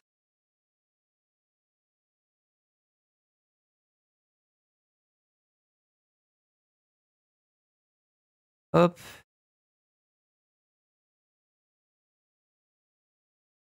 Si vous habitez... Voilà. Bout de champ, alors qu'à chaque fois, c'est vraiment un gros CSC. Je cite Leeson qui cite encore « Une société ne peut subsister à moins que les lois et sa justice ne soient appliquées. L'interaction sociale ne peut exister entre des hommes pouvant faire recours à la violence. » Bon, en fait, lui, il s'en sert pour dire que les pirates, au moins, ils s'en prennent pas trop les uns aux autres, mais c'est pas vraiment vrai historiquement, enfin bon, bref. Moi, je trouve qu'à minima... Il devrait venir à notre époque regarder nos flics. Voir que, bon, ça continue de fonctionner malgré le fait qu'ils te tabassent, quoi. Ces citations, elles montrent que le raisonnement de Leeson, qui applique la main invisible aux pirates, bah il est intéressant, mais il est insuffisant. Oui, les pirates sont des acteurs économiques rationnels, mais il ne va pas au bout de la réflexion. Parce qu'encore une fois, la distinction entre les pirates et les autres, ici, elle se résume à une seule chose, c'est qu'il y a la loi. ce qu'une société à un instant donné considère comme autorisé ou non. Une explication qu'on pourrait tenter pour expliquer ces dérèglements, ce paradoxe de la main invisible, où certains acteurs visiblement en cherchant leur propre intérêt, malgré eux vont contribuer à l'intérêt général, et où d'autres qui font exactement la même chose vont plutôt détruire de la valeur, et nuire globalement à la société, c'est justement sur l'application de la loi. Et ouais. Bah ouais, mais c'est là que je respecte les anarchistes, parce que c'est la question du bon sens en fait. Pourquoi vouloir à tout prix se relier au caractère de l'État pour penser qu'on peut, sur un territoire, appliquer une loi? Il y a, en fait, entre les hommes, il y a déjà un système qui prévaut, qui est ce qu'on appelle le bon sens. Le bon sens est une loi, non pas naturelle, mais contextuelle, mais c'est fait office de loi. Le bon sens fait office de loi. La politesse, par exemple, c'est du bon sens. Ne pas voler son prochain, ne pas vouloir que ton prochain fasse ce que tu lui as fait, c'est du bon sens, etc., etc. Ça, tu peux le retrouver dans plein de sociétés, quoi. Enfin, c'est... Merci Miam pour le sub offert à FloTT. Les pirates, ils apparaissent dans les marges de la société, là où les états légitimes sont pas tout à fait... Le contrat social, le terme, je sais pas si je suis pas sûr de moi, je peux pas te dire. Quelqu'un me parle de bon sens, je lui fais pas confiance du tout. Bah, parce que on essaye de t'imposer une vision de ce qu'est le bon sens, mais le bon sens, c'est un truc intéressant quand même. Tout le monde n'a pas le même gros bon sens. Non, mais c'est intéressant le bon sens quand même. C'est ce qui fait que c'est ce qui te ramène à ton humanité, quoi. C'est lié au fait de pas vouloir causer de la souffrance, de pas vouloir qu'on te cause de la souffrance. Le fait de pas te laisser mourir au bord de la route, c'est l'empathie, quoi. C'est une question d'empathie de base. Bon. Parce que c'est intéressant, je veux dire, les néolibéraux, ils préfèrent, en fait, au fond, ils préfèrent détruire le bon sens et s'attacher à la loi. C'est croire en l'humain in fine. Bah oui, mais moi, des fois, j'en viens même plus à faire confiance au bon sens qu'à faire confiance à la loi et à la justice. Vous voyez ce que je veux dire? Parce que dans le système dans lequel on vit, précisément, on essaye de détruire un peu notre tendance au bon sens. Parce que sinon, notre bon sens, il nous pousserait à être complètement indignés de voir des gens mourir dehors, dormir dehors, dans le froid et tout ça. Et pourtant, on a la loi. Et pourtant, on s'habitue à ça. Et au final, on a une espèce de loi qu'on respecte qui est de dire « Ah bah, cette personne l'a un peu cherché ». Ou alors, ah bah cette personne, je vais l'aider, mais je sais pas moi, elle va aller boire un coup. On la culpabilise parce qu'il y a une loi économique. Et qu'il y a un peu ce truc méritocrate qui reste un peu au fond de nous, en mode il l'a peut-être un peu cherché, tu vois. Et alors que le bon sens nous révolterait d'une situation comme ça. L'empathie, pourquoi pas, mais le bon sens, c'est surtout un marqueur culturel, la politesse par exemple. Pas d'accord. C'est parce que tu parles de politesse au sens bourgeoise. Mais il y a de la politesse entre les prolos et entre les gens pauvres et avec une éducation moins importante. Il y a des formes de politesse. Fait en mesure d'appliquer toutes leurs lois et leur justice, grosso modo de bannir partout la violence dont ils sont censés être les seuls détenteurs. En fait, j'ai presque envie de dire que c'est un peu pauvrophobe, pour reprendre Écologie Les Verts là, de dire que la politesse est un habitus culturel plutôt bourgeois. Je suis pas d'accord avec toi. Ça veut dire que tu penses que dans les quartiers pauvres, chez les prolos, là, vu qu'il n'y a pas ce bon sens bourgeois qui de base, les gens n'ont aucun respect et passent leur temps à se taper dessus, à s'entretuer. Non. Ça fonctionne pas comme ça. C'est-à-dire, bon. Et toutes leurs lois et leur justice, grosso modo de bannir partout la violence dont ils sont censés être les seuls détenteurs légitimes. Et là, problème réglé. Pas manquer de respect dans une cité, je te regarde. Bah oui, mais c'est ça qui est intéressant, c'est que au final... On pourra peut-être en parler avec Isabelle d'Artagnan. Parce qu'Isabelle d'Artagnan, elle a écrit un bouquin sur le pilori. Et le pilori, en fait, vous savez, cette peine où on est attaché, c'est le fameux truc, il y a un bloc de bois et on a les mains et la tête dedans. Et en fait, le pilori, c'est une peine qui est faite pour s'attaquer à la réputation des gens. C'est pas une peine, alors certes, c'est une peine douloureuse, ça fait mal au dos et tout ça, mais l'exercice principal du pilori, c'est qu'il y ait des gens qui viennent te balancer des tomates, du caca, de la pisse au visage pendant que tu peux pas bouger. Et tout le monde dans le village va se rappeler que tu as vécu ça. Que tu as été le mec qui un jour s'est pris plein de caca à la figure au pilori. Et c'est une attaque à la réputation. Et c'est ça qui est important, c'est de voir que dans des zones et dans des configurations où la loi s'applique moins et où on croit moins à la loi, les fameuses zones de non-droit, au final, tu as un retour d'une forme de respect liée au bon sens. Et dans le bon sens, une dynamique qui est très importante, c'est la réputation. Ça veut dire que finalement, quand tu te retrouves dans une banlieue un peu pauvre, tu vas beaucoup plus avoir des gens qui respectent la réputation que des gens qui respectent la loi. Parce que l'un des sens du bon sens, c'est la réputation. Ça veut dire que tu t'autorises à avoir de l'empathie. C'est une nouvelle analyse. Tu t'autorises à avoir de l'empathie pour ceux qui le méritent. Et ça ne veut pas dire forcément pour ceux qui respectent la loi ou pour ceux qui sont les gagnants de ce monde, mais pour ceux qui ont une réputation, une bonne réputation. Parce que forcément, tu dois te baser sur un réseau local, un tissu local, pour savoir à peu près qui est qui, quoi. Tous les groupes sociaux, même les plus petits, ont des codes de sociaux et des systèmes de respectabilité. Bah oui. Les meufs qui ont une réputation de pute pour rien aussi. Bah oui. Non mais ça pose des problèmes aussi. J'ai pas dit le contraire, hein. J'ai pas dit que c'était idéal, hein. J'ai certainement pas dit que c'était idéal. Moi, je crois profondément au fait que avoir un appareil d'État et avoir une loi, c'est quand même bien. C'est quand même mieux que rien. Tu vois ? Mais il faut quand même se pencher sur le fait que quand il y a ces zones de non-droit, comme on dit, ou ces configurations où la loi n'est pas ce qui prévaut, et ben les types d'organisations existent toujours. Il y a quand même un ordre. Il y a quand même un ordre, il y a quand même du respect, il y a quand même une façon dont les êtres humains se comportent pour éviter de s'entretuer, pour éviter de... Parce qu'ils ont de l'empathie, parce on reste des espèces empathiques. Donc il faut regarder aussi de ce côté-là. L'État bannit la violence, la main invisible fait son travail. Je trouve ça un peu flou et bien trop variable d'un groupe à l'autre. Oui, bah là je suis en train d'improviser un peu sur le sujet, j'ai pas dit que j'avais fait une thèse, hein, j'avoue. Mais c'est intéressant, voilà. Mise tout pour l'intérêt général et tout. Isabelle D'Artagnan m'a bloqué sur X car j'avais ironisé sur son utilisation du mot chercheur quand elle avait cité Mélenchon qui voulait davantage de budget pour les chercheurs en sciences. Bah écoute, force à toi, moi elle m'a débloqué.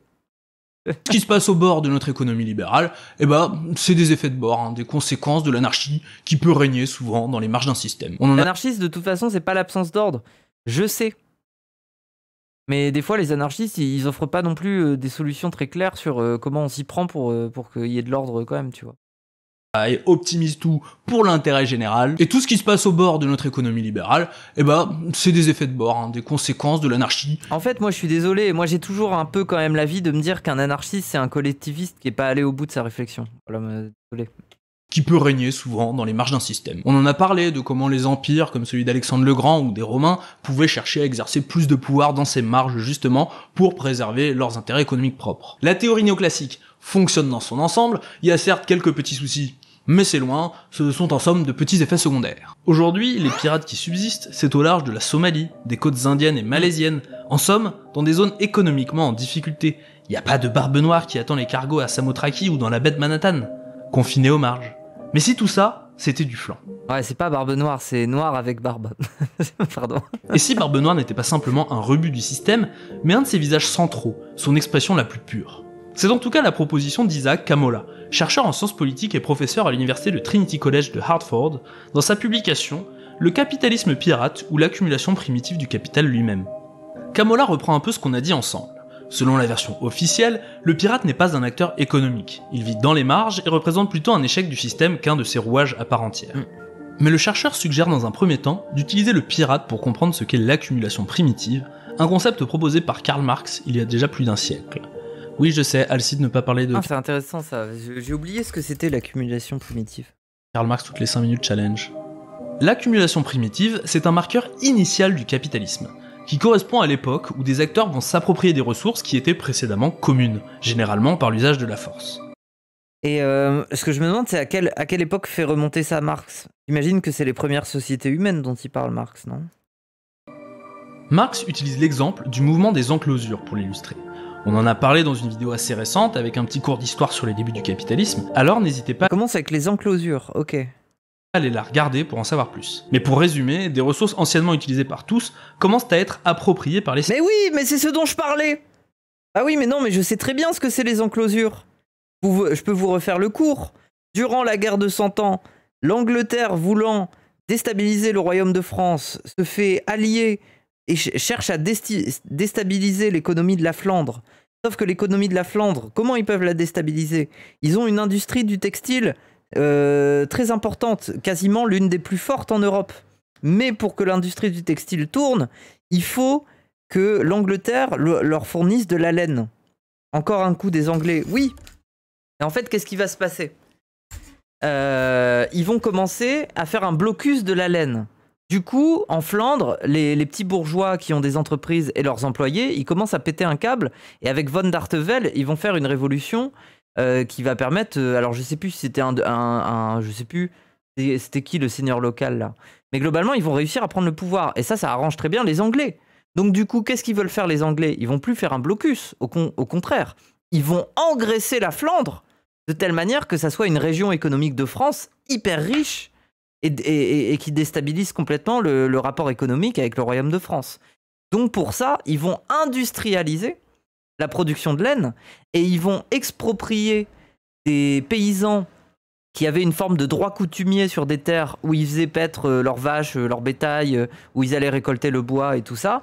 Ils vont complètement balayer les paysans de ces terres-là pour faire des énormes exploitations avec des moutons. Et comme ça, ils vont envoyer encore plus de laine en Flandre. Et comme ça, la Flandre va s'engraisser.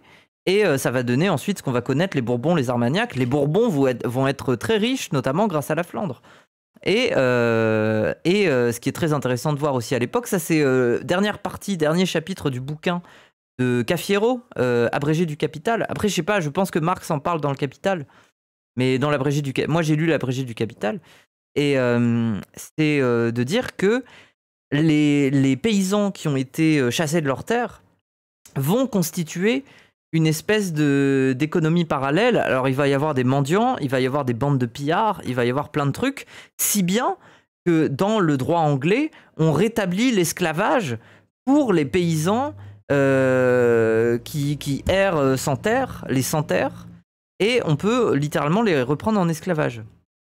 L'accumulation primitive du capital, ça prend les enclosures, donc le développement des tissus de la première industrie capitaliste, l'exploitation coloniale des premiers empires et plein de conditions ont permis aux bourgeoisies d'imposer leur mode de production comme mode hégémonique. Oui, ok. Ok. Non, mais je capte. Mais du coup, pour les enclosures, en tout cas, oui, je vois ce que c'est, en fait. Et c'est intéressant, il faudrait limite que je puisse vous citer dans le bouquin un peu... Allez lire Cafiero, allez lire si vous n'avez pas lu Le Capital, c'est une lecture très très dense, hein. Allez lire l'abrégé de Cafiero, c'est pas énorme, je crois que je l'ai ici.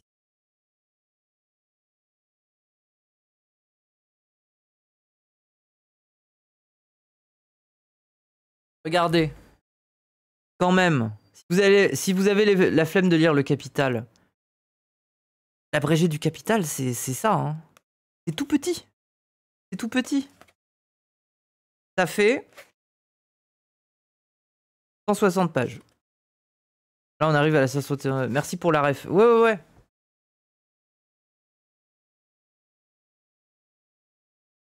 C'est quoi ton édition? Je sais plus c'est quoi mon édition, mais c'est vrai qu'elle est jolie. Je l'aime bien. Et je l'avais commandée en librairie. Et il m'avait envoyé celle-là. Mais du coup, moi, je vous le conseille parce que... En plus, Marx a dit que c'était un bon abrégé.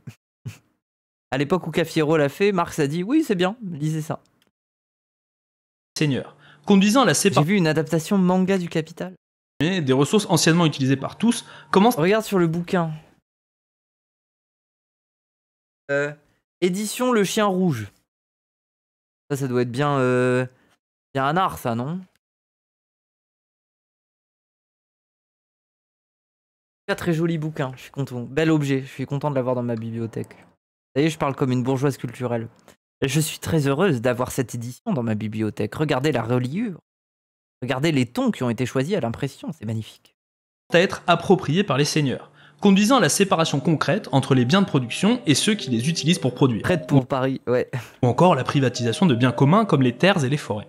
Parallèlement à cette démarche d'accumulation primitive des propriétaires, les États se sont quant à eux adjoints le monopole de la violence légitime, et ne s'en sont pas servis pour attaquer des bateaux, mais pour faire respecter leurs lois, pour imposer des décisions de justice, de politique nationale.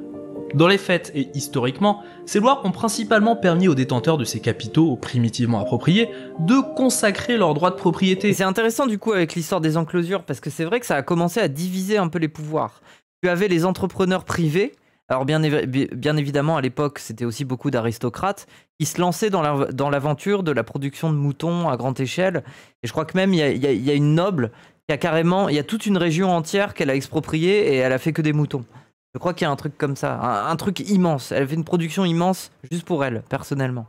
Il y a ça, il y a l'État qui délivre les autorisations d'exproprier les paysans et qui derrière envoie la police et l'armée quand il s'agit de s'occuper de la colère de ces mêmes paysans. Et dernier acteur, il y a l'Église, très importante, hein, l'Église dont on charge de la mission de s'occuper de cette misère des expropriés, de l'accueillir, c'est-à-dire dans les abbayes, dans les églises locales et tout ça. Et c'est là qu'on va avoir les premières maisons d'enfermement et ce qui va donner ensuite les asiles. Et c'est là qu'on fait le pont. On fait le pont avec le bouquin de Foucault, Histoire de la folie à l'âge classique, où il montre comment c'est à la base c'est à la base le secteur religieux qui a pris en main cette pauvreté naissante avec des expropriés, des gens qui revenaient de la guerre ou des gens qui ont été chassés de leur terre, enfin bref. Je me répète un peu. Justice, de politique nationale. Dans les faits et historiquement, ces lois ont principalement permis aux détenteurs de ces capitaux primitivement appropriés de consacrer leurs droits de propriété, puis à faire respecter via les polices cette appropriation de ressources. En fait, l'État utilise la violence pour privatiser ou maintenir le statut privé du capital dans un cadre légal, là où le pirate, lui, cherche à s'en approprier, mais dans un cadre illégal. Oui. Si vous trouvez déjà que cette distinction, elle est pas ultra justifiée, déjà, bravo, vous êtes un énorme gauchiste. Et secundo, on en a pas trop parlé, mais à un certain nombre d'époques, les États faisaient eux-mêmes recours à des pirates qu'ils officialisaient par la loi, entre guillemets, qu'on appelait les corsaires, lorsque le besoin s'en faisait sentir. C'est un truc super connu, mais je trouve en tout cas que ça illustre bien l'arbitraire d'utiliser l'argument légal pour distinguer des activités économiques ou non. Il nous reste donc un angle d'analyse qui est celui de la violence, dont la représentation semble un peu plus stable que celle des lois qui évoluent en fonction des besoins des gouvernements du moment. Sauf que là encore, on va trouver beaucoup d'éléments pour montrer que cette accumulation primitive des pirates, elle est finalement pas si facile à distinguer de celle des entrepreneurs classiques. Si on reprend Crusoe sur son île, l'exemple phare des libéraux, il a à peine posé un pied sur le sable qu'il réfléchit déjà à réduire des autochtones en esclavage. 1, 2 ou 3 sauvages que je pourrais m'approprier complètement en tant qu'esclave. Mais Vendredi, comment il s'est laissé faire? Moi j'ai oublié, je l'ai lu Crusoe, mais j'ai complètement oublié. Peut-on lire dans le bouquin? Et Robinson dans Pourquoi il n'arrive pas à soumettre Crusoe? Parce que Vendredi, je crois il est très fort, non? C'est ça, non? Ensuite déclarer les terres de l'île comme siennes, puis d'y développer son business. Cette histoire, souligne Kamola, est symbolique du capitalisme du 17 au 19e siècle. Les Européens connaissent un âge d'or économique. Vendredi, il le sauve pas? Ah, c'est possible. Via la colonisation de nouveaux territoires qu'ils s'approprient, le commerce d'esclaves, littéralement des humains qui s'approprient, ainsi que toutes les structures coloniales qui s'installent en s'appropriant, encore une fois, des ressources locales. C'est dans cet univers-là, dans cette accumulation primitive à l'échelle mondiale, qu'a maturé notre système économique moderne, le capitalisme, qui repose donc sur une approche violente et coercitive, parfois soutenue par de la guerre ouverte. Les pirates ne sont pas des figures marginales du capitalisme, c'est le capitalisme tout entier qui repose sur la piraterie. Pourtant, les têtes de proue du capitalisme pirate, les Jeff Bezos, les Elon Musk, les Mark Zuckerberg, ils ont a priori cassé la gueule de personne. Au final, la colonisation aussi, c'est une forme de piraterie. On commence par arriver avec l'armée et on installe une police. Et ensuite, on permet à des investisseurs de venir s'installer. Les investisseurs, ils font leur petite affaire. Ils se rendent compte qu'il y a des ressources. Ils ramènent 2-3 miliciens pour aller foutre le bordel dans un village et dire, regardez, ce champ de trucs, maintenant c'est à moi. Donc au final, c'est ça. Enfin, c'est... la première étape, c'est l'armée. La deuxième étape, c'est de créer un centre économique et colonial où les gens peuvent arriver. Et ensuite, ils partent dans les terres, ils explorent avec des gendarmes et ils essayent de récupérer des trucs, ils s'installent quelque part où ils peuvent faire du business. Ils n'ont pas déclenché de guerre, ils n'ont pas torturé de prisonniers. Contrairement à l'histoire coloniale ou à nos brigands des mers, ce n'est pas grâce à la violence qu'ils s'approprient le capital, mais parce qu'ils sont trop smart, parce qu'ils ont innové. Vous vous rappelez quand on parlait de l'étymologie du mot pirate, avec en particulier sa racine indo-européenne per, qui a donné par exemple en français péril ou expérience, ou encore en grec emporos, les marchands. La notion fondamentale dans cette racine, c'est la prise de risque, le fait de transgresser, de traverser, d'aller chercher quelque chose en dehors, de tenter d'agir pour son propre profit dans une situation où tout n'est pas stable. Quelque chose qui se produit justement dans les marges. Aujourd'hui, certes, une grosse part des développements économiques qu'on observe dans les plus grosses capitalisations du monde sont liés à des innovations technologiques, comme en particulier l'IA avec laquelle on nous bassine toute la journée en ce moment, qui va soi-disant révolutionner notre vie. Moi, je vous prédis surtout un gros crash boursier d'ici 1 an, et ça va bien révolutionner votre vie. Mais c'est aussi pour beaucoup la capacité des entreprises à aller chercher de nouvelles ressources inexploitées, des ressources dans les fonds marins, dans les forêts primaires, dans une démarche qui est donc dans la continuité, dans la logique de ce qu'on faisait à la grande époque de l'expansion coloniale. Oui. Et puis, il y a une dernière forme de croissance des entreprises, qui est celle qu'on peut rapprocher le plus de la... En fait, moi, je suis un peu de l'avis de, si on est coincé dans le capitalisme, la seule chose qui ferait qu'on finira pas tous par crever à s'entretuer ou à des trucs, je sais pas, c'est de réussir à une exploration sur Mars. J'en suis presque à prier pour que ça arrive, ne serait-ce que pour qu'on ait un peu de répit. Mais après, le problème, c'est que si ça arrive, si jamais on peut commencer à développer une économie stellaire et trouver des ressources dans le système spatial, bah, le problème, c'est que on se retrouverait dans un statut où, à nouveau, ça serait... comment on appelle ça, la production... qui ne peut jamais s'arrêter, quoi. Et donc finalement les gens s'habitueraient à tout ça et le libéralisme reviendrait à la mode et ça serait la cata. Bah non, ça serait pas la cata, c'est The Expanse. Non, pas l'inflation, mais comment dire, on va pouvoir crever pour un SMIC sur Mars. Bah oui, mais de la même manière que des paysans allaient crever pour un SMIC dans des bateaux d'esclaves. Hein. L'activité des pirates. Tellement un bunker The Expanse, je connais pas. C'est quoi The Expanse? Attends. Vous êtes tous à m'en parler, du coup je suis curieuse. Si vous habitiez sur une île... The Expanse. La tech désastreuse. Non, parce que moi je dis pas que ça serait bien. Je dis que pour peut-être plusieurs siècles, ça nous permettra de respirer. Ça veut dire que nos capitalistes complètement fous auront les yeux tournés vers les étoiles et passeront un peu moins leur temps à essayer de nous faire les poches. Sur tout et n'importe quoi. La santé, l'éducation, tout. Parce que c'est ce qui se passe. Hein. La fin de la France-Afrique, c'est une des raisons pour laquelle le ton se durcit économiquement énormément chez nous. Parce que les investisseurs, eux, ils veulent continuer de toucher leur salaire. Ils veulent continuer de toucher leurs dividendes. Donc, ils veulent nous faire les poches à nous. C'est comme ça qu'on va se retrouver dans la merde. Alors que si d'un coup, on peut tourner les yeux vers les étoiles et les investisseurs, ils se mettent à, je sais pas moi, mettre de l'argent dans des immenses compagnies spatiales pour aller sur Mars et pour aller exploiter je ne sais quelle planète du système solaire, alors on respirait pendant un moment, jusqu'au seuil où on arrive dans la même situation où on est coincé en termes de ressources. Donc... The Expanse, c'est de la SF qui se passe dans un futur pas trop lointain où on a colonisé tout le système solaire et c'est assez lutte des classes piraterie. Ok. Je vais regarder. May I ask you something? Do you miss Earth? Endless blue skies. And open water all the way to the horizon. Pas le trailer officiel, tant pis. What the hell is she doing way out here? Et colonialisme aussi. Bah, tant qu'il n'y a pas d'aliens sur les autres planètes, moi je suis un peu de l'avis que c'est un caillou, quoi. Le pire, ça serait de polluer cette même planète, hein, ce qui risque d'arriver. Mais en soi, moi je suis un peu je garde un avis productiviste en mode, si on peut mettre les pieds sur une planète où c'est un gros caillou avec des hydrocarbures quasiment illimités, bah vas-y, let's go. Le non visible. Carrément, toi, tu crois aux forces de l'esprit. Tu crois qu'il y a des poltergeists sur Mars, toi.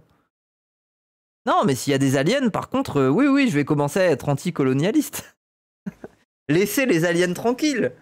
Le droit aux aliens de se gouverner eux-mêmes, là, je sais pas comment on dit. For you. Lost daughter case. I need someone discreet. Ah ouais, moi je serais quand même pro-terrien. Hein, oui. Say no more. Julie Mao discovered something that would tip the balance. Je trouve ça complètement délirant en tenant compte des limitations physiques et des projets titanesques qu'il faudrait pour faire ça de manière à peu près rentable énergiquement et surtout beaucoup d'argent pour faire rêver et endormir les gens. Gros, dis-toi qu'à l'époque où on envoyait des navires de plusieurs centaines d'âmes sur la mer pour traverser l'océan avec des tempêtes et des vagues à lames de fou, et que globalement, une expédition sur 2 se terminait avec les gens qui mouraient de faim à bord du bateau, crois-moi que, t'inquiète pas, l'espace, on risque peut-être de vivre la même chose, mais c'est pas impossible. Hein. On a déjà vécu des situations d'expédition pour l'humanité très dangereuses. Hein. Will do anything to keep it quiet. Some kind of game being played here. If you really do want to stop it, then let's go. L'espace, il y a un gap. Ça n'a rien à voir, il y a les lois physiques à considérer. Bah moi, quand je suis sur un bateau et que le bateau tangue, je vomis. C'est les lois physiques et je les considère. Hein. À l'époque, ça faisait 2 millénaires qu'on traversait les mers. Non, c'est faux, on traversait pas autant les mers. Enfin, c'est très très rare de traverser la mer. Ça a été vraiment un développement qui s'est fait avec l'esclavage. Pour le coup, personne n'avait la folie de se dire « Ah, vas-y, je vais traverser l'océan pendant plusieurs mois. » Alors que je risque de mourir de faim loin de chez moi. Personne n'avait envie de ça. Hein, Les gens, ils se contentaient de longer les côtes et puis c'est tout. Hein. Careful how far you take this. Earth is over. This is something new. Mais ok, The Expanse, ok, intéressant. Bah, ça me fera peut-être une série à mater. Agir aux bornes de la législation, dans les marges du Là, on parle de 10 ans de voyage dans un frigo, Moufette. Bah, c'est pas grave, on te cryogénise. système. Trouver des failles dans les lois pour échapper aux impôts, comme avec le boom. Ou alors on met ton esprit dans un robot. Peut-être on peut faire ça aussi. On peut envoyer les robots faire le travail pour nous. Et on se met dans un robot et on les commande à distance. On aura genre la 8G et on pourra commander des robots au travers de l'espace. On sera tous des gros geeks. On sera là. En fait, les gens qui vont explorer l'espace, ça sera des gros geeks. Ils seront dans leur fauteuil comme ça, avec des Doritos et avec des canettes de Monster. Au fond, il y aura plein de statuettes d'Hatsune Miku. Et depuis leur ordinateur, avec un casque, ils pourront diriger des robots sur Mars. Voilà, c'est ça. Du salariat déguisé, les niches fiscales, utiliser des positions monopolistiques ou oligopolistiques pour imposer des tarifs plus élevés aux consommateurs, ou réduire leurs droits pour approfondir toujours un peu plus les marges. Un Elon Musk n'est pas différent d'un Barbe Noire, c'est un opportuniste absolu, prêt à s'attaquer à tous les morceaux de l'humanité qui ne sont pas bien protégés par la loi, ou qui, comme Samothraki, sont tombés dans l'oubli et le désintérêt des gouvernements. La violence n'est plus toujours physique, mais elle est sociale, économique. Elle n'agit plus dans les marges géographiques, mais dans les marges éthiques et légales. Comme le crochet invisible, la main invisible pousse au parasitisme, à la destruction de valeurs. C'est une nuisance pour la société. Le discours selon lequel la violence du capitalisme, ce serait qu'un effet de bord de la main invisible, n'agissant que dans les marges, une forme d'externalité, bah il tient pas. Car à travers les époques, des prolétaires au corps pillé de la révolution industrielle aux invasions colonisantes, des ressources naturelles surexploitées aux livreurs Uber Eats sans papier, le capitalisme en bon père de famille qu'on voit fièrement dressé au cœur de l'édifice ne tient finalement debout n'est nourri que par les marges du système, où le capitalisme pirate pratique une violence destructrice pour assurer la croissance de l'ensemble. Le capitalisme et le capitalisme pirate ne font qu'un. La Ah oui, au final, c'est les pirates qui font le meilleur investissement. main et le crochet. Souvent, on dit investissement de 1 sur 1, 1 sur 2, 1 sur 3, machin. Le pirate, il n'y a pas de ça. Hein. Le pirate, il prend. La marge et le cœur. Les dérives du capitalisme que même les plus libéraux d'entre nous reconnaissent, mais sont bien promptes à écarter comme un effet secondaire, sont les fondements même du système et la raison de son succès, avec les impacts sur les populations qu'on connaît. Quels apprentissages peut-on tirer de ça? C'est bien beau de dire que Elon Musk c'est littéralement Barbe Noire, mais doit-on pour autant désespérer? Ce que j'ai envie d'en conclure en... Après, moi, j'ai une vision un peu de la piraterie où je me dis, ok, c'est un peu les méthodes. Moi, je suis un peu dans ce truc de, il faut se pervertir dans le capitalisme pour en comprendre les codes, pour devenir des bons pirates et capitaliser autour de noyaux anti-système. Et du coup, c'est un peu comme les anarchistes qui vont braquer des banques, quoi. Et je veux dire, on vit dans cette sauce, hein. Désolé les zadistes. Hein. C'est bien de faire une économie parallèle au milieu de la forêt, mais globalement, quand les gendarmes démarquent, c'est un peu compliqué. Par contre, si t'as une entreprise avec des gens de gauche, avec un programme radical, mais qui fonctionne sur le modèle de l'entreprise et qui arrivent à arracher une valeur qu'ils sont pas censés obtenir parce qu'ils font pas partie de ce système, bah, ça peut être intéressant, ça, non? Zawa pirate un peu. Bon, après, on verra jusqu'où le navire ira. Hein. Peut-être qu'on va heurter un mur. Hein. Bof la take. Bah, en fait, là où la take est bof, c'est que l'idéal derrière, il est pauvre. Tu vois, genre, ça te promet certainement pas un monde moins violent ou quoi que ce soit. C'est juste un pansement vis-à-vis de cette économie. C'est de se constituer en pirate et d'essayer de capitaliser une valeur où toi, tu vas essayer de faire les choses différemment et de mettre un peu un pansement sur les plaies du monde, ou en tout cas à ton échelle. Un peu QLF, quoi. mais c'est une étape, c'est une perspective qui suffit pas, tu vois. Une perspective qui suffit pas, elle est certainement pas révolutionnaire. Mais il faut la comprendre. Il faut la comprendre parce que c'est une perspective de survie dans le capitalisme. Mais c'est quoi l'autre proposition? Bah, j'en sais rien, moi. C'est pas Mark Fisher qui a dit qu'on est incapable de penser la fin du capitalisme. Alors moi, je me contente de me penser pirate au sein du capitalisme en attendant, quoi. C'est comme ça que je pense. Vu que je suis pas capable de prévoir comment ça se terminera, pour le moment, j'essaye de le déstabiliser un petit peu à mon échelle. Et c'est comme une crotte de nez. C'est une piqûre de guêpe, une piqûre de fourmi. Prospectif, c'est que si les marges sont le cœur du système et que les effets néfastes qu'on y observe sont connus et approuvés par tous, bah c'est bien dans les marges qu'on doit pouvoir agir pour stopper l'expansion du capitalisme. Si on coupe ces branches qui apportent de l'oxygène pour faire palpiter son centre, le cœur du capitalisme ne peut que s'asphyxier et lentement dépérir. Dépérir où on retrouve d'ailleurs encore la racine père. L'espoir que j'ai envie de transmettre en disant ça... En fait, je sais pas, moi l'exemple que j'aime bien prendre de ce point de vue-là, c'est Amiens. Moi, à Amiens, je connaissais un type qui s'appelait Karim, et c'est le type qui nous louait les locaux pour faire de la bande dessinée entre potes et tout ça. En gros, on avait la clé, il y a un local qui était le sien, qui payait, et en gros, il nous ouvrait ses locaux. Et dans ces mêmes locaux, il faisait de l'aide aux devoirs pour les gamins. Et c'était dans Amiens Nord, c'était au milieu de la banlieue, enfin globalement, c'est pauvre, hein, Amiens Nord, quoi. Et du coup, il fait ça gratuitement pour les habitants d'Amiens Nord. Ce mec-là, c'est quoi ce qu'il fait dans la vie?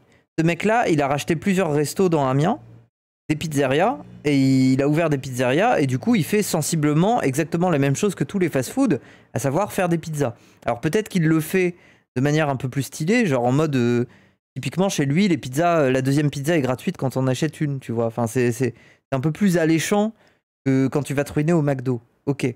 Mais ce qui est intéressant, c'est que certes, ce mec-là se contente d'ouvrir des pizzerias et de faire exactement la même chose que les capitalistes, ok.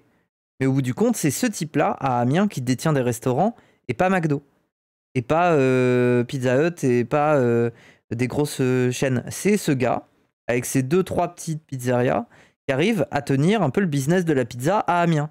Et ce type-là, cette économie-là, cet argent-là, il le fait circuler vers Amiens Nord, en faisant travailler les gens d'Amiens Nord, et en mettant ça dans des associations qui sont ouvertes aux habitants d'Amiens Nord. Désolé, mais c'est ça aussi le concept un peu de piraterie.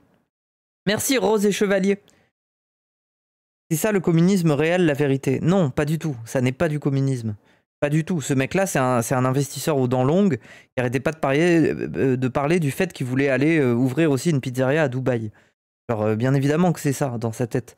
Mais il y a un déterminant de classe. Il y a un déterminant, il y a un affect chez lui. Un affect qui fait que il veut faire circuler cet argent pour les gens avec qui il a grandi à Amiens Nord. Il y a quand même ce truc-là, cet impératif-là. Mais ça reste un capitaliste. Ça reste un businessman. Ça reste un entrepreneur. Comme les autres.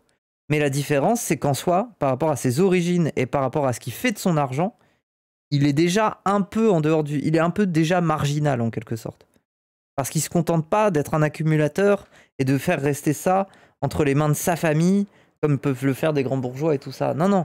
Il essaye justement d'avoir un truc un peu populaire avec l'argent qui peut se faire. Bref, il s'autotaxe. Bah oui, un capitaliste philanthrope, les gens voient, c'est tout. Non, c'est pas exactement de la philanthropie. C'est pas vrai.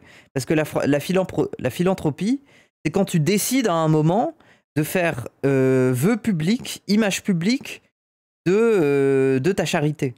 C'est une stratégie de communication, la philanthropie. Ce mec-là, il a jamais cherché à ce que n'importe quel média fasse un article sur le fait qu'il avait fait une structure d'aide aux devoirs gratuite pour les habitants d'Amiens Nord. Il s'en bat les couilles que les médias crient sur tous les toits que ce mec-là donne de l'argent pour les habitants d'Amiens Nord. Il s'en fout. Il le fait parce que ça compte. Alors que la philanthropie capitaliste, en général, c'est une stratégie de communication. Et le mec, au fond, peut-être que le sujet le touche un peu, mais au fond, il s'en branle. Ce qui l'intéresse le plus, et là je parle plutôt des capitalistes américains, c'est l'image que ça renvoie. Et lentement dépérir. Dépérir où on retrouve d'ailleurs encore les racines pères. Après, ça reste éclaté comme modèle. Combien se barrent, font leur business et restent individualistes? Je dis pas le contraire. Mais je dis que dans notre situation actuellement, c'est mieux que rien. Regardez, on va prendre un peu l'analyse d'Auria sur les familles arabes, les familles noires, la sensation d'être aux marges du système, et plutôt de se replier sur la famille pour se faire confiance entre nous, pour aller trouver du taf. Ça veut dire qu'au lieu d'aller postuler et de déposer 100 CV dans des boîtes où tu te dis de toute façon on va pas me prendre parce que j'ai une gueule d'arabe et que j'ai un prénom d'arabe, eh ben je vais peut-être passer un coup de fil à l'oncle, et peut-être que l'oncle il connaît le cousin d'eux, et le cousin d'eux il a une boucherie halal et il cherchait justement quelqu'un. Eh ben oui, mais dans ce cas-là, désolé, mais ça finit par fonctionner par des acteurs économiques qui sont des capitalistes et qui sont des entrepreneurs, mais en marge. Merci Aragorn, mais qui sont quand même dans une marge. Et désolé, c'est déjà une configuration qui est plus respirable que le pouvoir économique simplement détenu entre les mains des plus puissants qui veulent le profit maximal. Parce que les gens qui montent ces business-là, ils savent qu'ils le font en essayant de recruter des Arabes, des mecs de quartier, dont ils savent qu'ils n'ont pas les mêmes chances que les Blancs du pays, tu vois. Ils essayent de répartir un peu la richesse. Ils ont cette nécessité-là. Et crois-moi que l'oncle qui possède une boucherie halal, potentiellement, il fait un gros chèque si jamais t'es dans la merde et que t'as des dettes. C'est aussi comme ça que ça fonctionne. Je veux dire, c'est pareil, Corinne Maziero. Moi, je viens d'un milieu où c'est un peu saltimbanque, artiste, théâtre pauvre. Corinne Maziero. Merci beaucoup, Chef Kebabier. Merci beaucoup pour le sub. Enfin, merci pour le sub offert à Chef Kebabier. Corinne Maziero, elle venait de ce milieu de saltimbanque. Cette meuf-là, ça a été une toxico, une pute. Elle a connu tous les trucs horribles dans la vie, quoi. Cette meuf-là, elle a percé au cinéma. Elle a fait sa série Captain Marlowe. Aujourd'hui, c'est une personnalité connue en France. Quand ma daronne a eu des dettes, Corinne Maziero a réglé les dettes de ma daronne. Donc ça fonctionne comme ça aussi. C'est une réinjection d'une valeur économique par le bas. Le problème, c'est que ça ne suffit pas quand on est dans un pays où 45% de la richesse est détenue par les 100 fortunes de France. Le problème, il est là. Ça veut dire qu'à la limite, ça serait plus respirable. En fait, ces stratégies de configuration semi-capitaliste qui s'opèrent pour essayer de survivre dans le capitalisme, quand on est pauvre, le problème, c'est qu'elles sont écrasées comme dans un mur, là, comme dans une épreuve de je sais pas moi, de Indiana Jones. On est en train d'être asphyxié, en fait. Elle est trop stylée, cette go. Oui, elle est sympa. Après, elle répond pas à mes messages quand je lui demande si elle veut venir en interview. Mais au calme. 45% seulement, t'es sûr? Oui, c'est 45%, je crois, hein, les chiffres. Édouard Philippe est candidat à la présidentielle. Voilà, désolé, on retourne aux pirates. Ah ouais, il l'a annoncé, là? Il vient de l'annoncer? Bref, sneak le capitalisme. Bah oui. Bah en fait, moi, mon truc vis-à-vis de cette idée un peu pirate, c'est que c'est pas idéal. C'est potentiellement aussi sale, parce que c'est capitaliste. Tu exploites des gens aussi quand tu fais ça. Mais c'est le capitalisme qui nous a forcés de nous adapter à devoir fonctionner comme ça. On n'a pas le choix, on vit dans cette saucisse. Désolé. Si vous voulez aller comme Bamwampan dans la nature à manger des insectes et à utiliser votre caca pour faire pousser des laitues, pourquoi pas? Mais vous serez tout seul. Et vous n'arriverez pas forcément à entraîner dans votre sillage des gens et à les faire survivre avec vous. C'est ça le truc. C'est que, désolé, mais on peut être très individualiste et vouloir être un ermite et se couper de la société. C'est quelque chose que je comprends. Mais il faut partir du principe qu'on est aussi égoïste à partir du moment où on n'essaie pas d'entraîner avec nous des gens et de les faire survivre et de faire survivre un collectif. Bref. Même l'ermite, même celui qui se coupe de la société capitaliste, le plus triste, c'est que son isolement a été construit par le capitalisme. Le plus triste, c'est ça. C'est qu'il a l'impression d'être libéré en étant ermite, Mais le fait que sa libération passe par l'isolement individuel le condamne à... le capitalisme l'a condamné à n'avoir que cette possibilité-là pour s'isoler, quoi. Donc, plus 1, aller en ermite, c'est déjà se tuer soi-même. Bah oui. Re-regardez le film Into the Wild. Très bon film, hein. Film qui reste, qui a pas vieilli, un film toujours très actuel dans son propos. Très bon film, Into the Wild. L'espoir que j'ai envie de transmettre en disant ça, c'est que même si la révolution peut sembler un doux rêve, auquel même les cocos dans les commentaires y croient même plus devant l'ampleur de la tâche, on peut peut-être révolutionner sans révolutionner. Putain, même moi, quand je relis cette phrase, j'ai l'impression que je vais vous sortir un discours à la Glucksmann. Mais non, il faut tout changer. Mais notre ennemi, c'est un colosse aux pieds d'argile. Oui. Qui repose sur des théories foireuses avec des personnages de fiction comme des Robinson Crusoe ou des théories d'enfants de 5 ans sur des mains invisibles. Oui, cette vision réformiste, elle a ses limites, mais en attaquant au bon endroit, elle porte en elle les graines du changement. Ce système ne peut exister que par son propre mouvement, la croissance, et ce mouvement est emporté par ses marges. J'ai l'impression que je parle comme Glucksmann. Oui. J'ai une malédiction ? C'est dans ma tête ou... Il est dans ma tête ou... Ce mouvement est emporté par ces marges, qui sont par définition mal protégées. Et si les extrémités sont coupées, la machine ralentira, puis s'effondrera. Et ensuite, peut-être qu'on pourra enfin habiter sur les plages, à Samothraki, sans avoir besoin d'aller se terrer dans la montagne pour fuir la violence économique et les pillages sociaux. Cette vidéo touche à sa fin, j'espère que ça vous aura plu et que c'était pas trop fouillis. Si vous avez aimé... C'était trop bien, mais c'était fouillis, et mon react était encore plus fouillis. Il y a plein de moments où j'étais pas concentré, et bref. Mais c'était intéressant comme sujet. Content d'avoir maté la vidéo. Faut un cap clair pour raid Dany et Raz. Oui, ils sont en live là. On va arrêter, on va raid Dany et Raz. Hein. On va les raid. En tout cas, les gens, j'ai pas tout vu, mais ça avait l'air cool. Je comprends la réflexion quand t'es un rebelle outil ou un pirate somalien réellement aux marges du capitalisme. J'ai rien contre... Attends. Je comprends la réflexion quand t'es un rebelle outil ou un pirate somalien réellement aux marges du capitalisme. J'ai rien contre reprendre la stratégie pirate fondamentale du capitalisme, pas de problème, mais encore une fois, dans le centre capitaliste, on est déjà des pirates dont le confort repose sur l'exploitation ultra-violente de la majorité de la population mondiale. Oui, mais Adèle, on n'a pas les leviers pour faire en sorte que ça s'arrête. Les seuls leviers qu'on a, c'est la prise de pouvoir politique. Donc... Et c'est comme ça qu'on fait. En attendant, être des pirates dans le capitalisme, c'est potentiellement rendre sexy certaines idées que le capitalisme, que les puissants, d'habitude, balayent. De montrer qu'il est tout à fait capable de rendre ça sexy. Et ça passe aussi par une manière de faire du capitalisme aussi, en attendant. C'est tout, c'est comme ça. Et la prise de pouvoir politique, et la volonté de... Voilà. Mais après, la prise de pouvoir politique nationale ne suffira pas, hein. Je sais pas si vous êtes au courant, mais c'est pas parce que Mélenchon prend le pouvoir qu'il va pas être dans la merde. Ce qui changerait vraiment la situation, c'est que plusieurs pays d'Europe, en même temps, aient des gouvernements de gauche et qui fassent des alliances économiques entre eux et qu'ils se renforcent au niveau des relations entre eux. Et voilà, c'est un peu presque un projet internationaliste, hein. International communiste et tout ça, mais dans le sens où c'est ça qui fera vraiment la différence. C'est d'être plusieurs États, plusieurs nations. Et les États-Unis, ouais, bah les États-Unis, on est dans la merde. Hein. Les États-Unis, on est dans la merde. Hein. Ils vont nous bombarder. Enfin, ils vont pas nous bombarder, mais ils vont nous envoyer la CIA, quoi. Ils vont mettre sur écoute tout le monde. Ils vont peut-être financer des assassins. On verra. Hein. Mélenchon va abolir le capitalisme et nous mener glorieusement à la société sans classe. Non, non, c'est faux. C'est un réformiste, Mélenchon. Mais c'est un réformiste parce que je pense qu'il est réaliste sur le fait qu'il ne peut pas prétendre à quelque chose de révolutionnaire trop ambitieux. Précisément parce que du point de vue international, il n'en a pas le pouvoir. Il peut se contenter d'être un réformiste et de museler le capitalisme à l'échelle nationale. Mais en attendant, un vrai changement plus global s'opérerait s'il y avait des conjonctures de gouvernements de gauche qui travaillaient ensemble. On va pas laisser Lula solo. Oui, bon, après Lula... il fait les yeux doux au Parti Socialiste chez nous, hein. C'est pas non plus le plus grand révolutionnaire au monde. Hein. C'est déjà mieux que Bolsonaro, c'est sûr.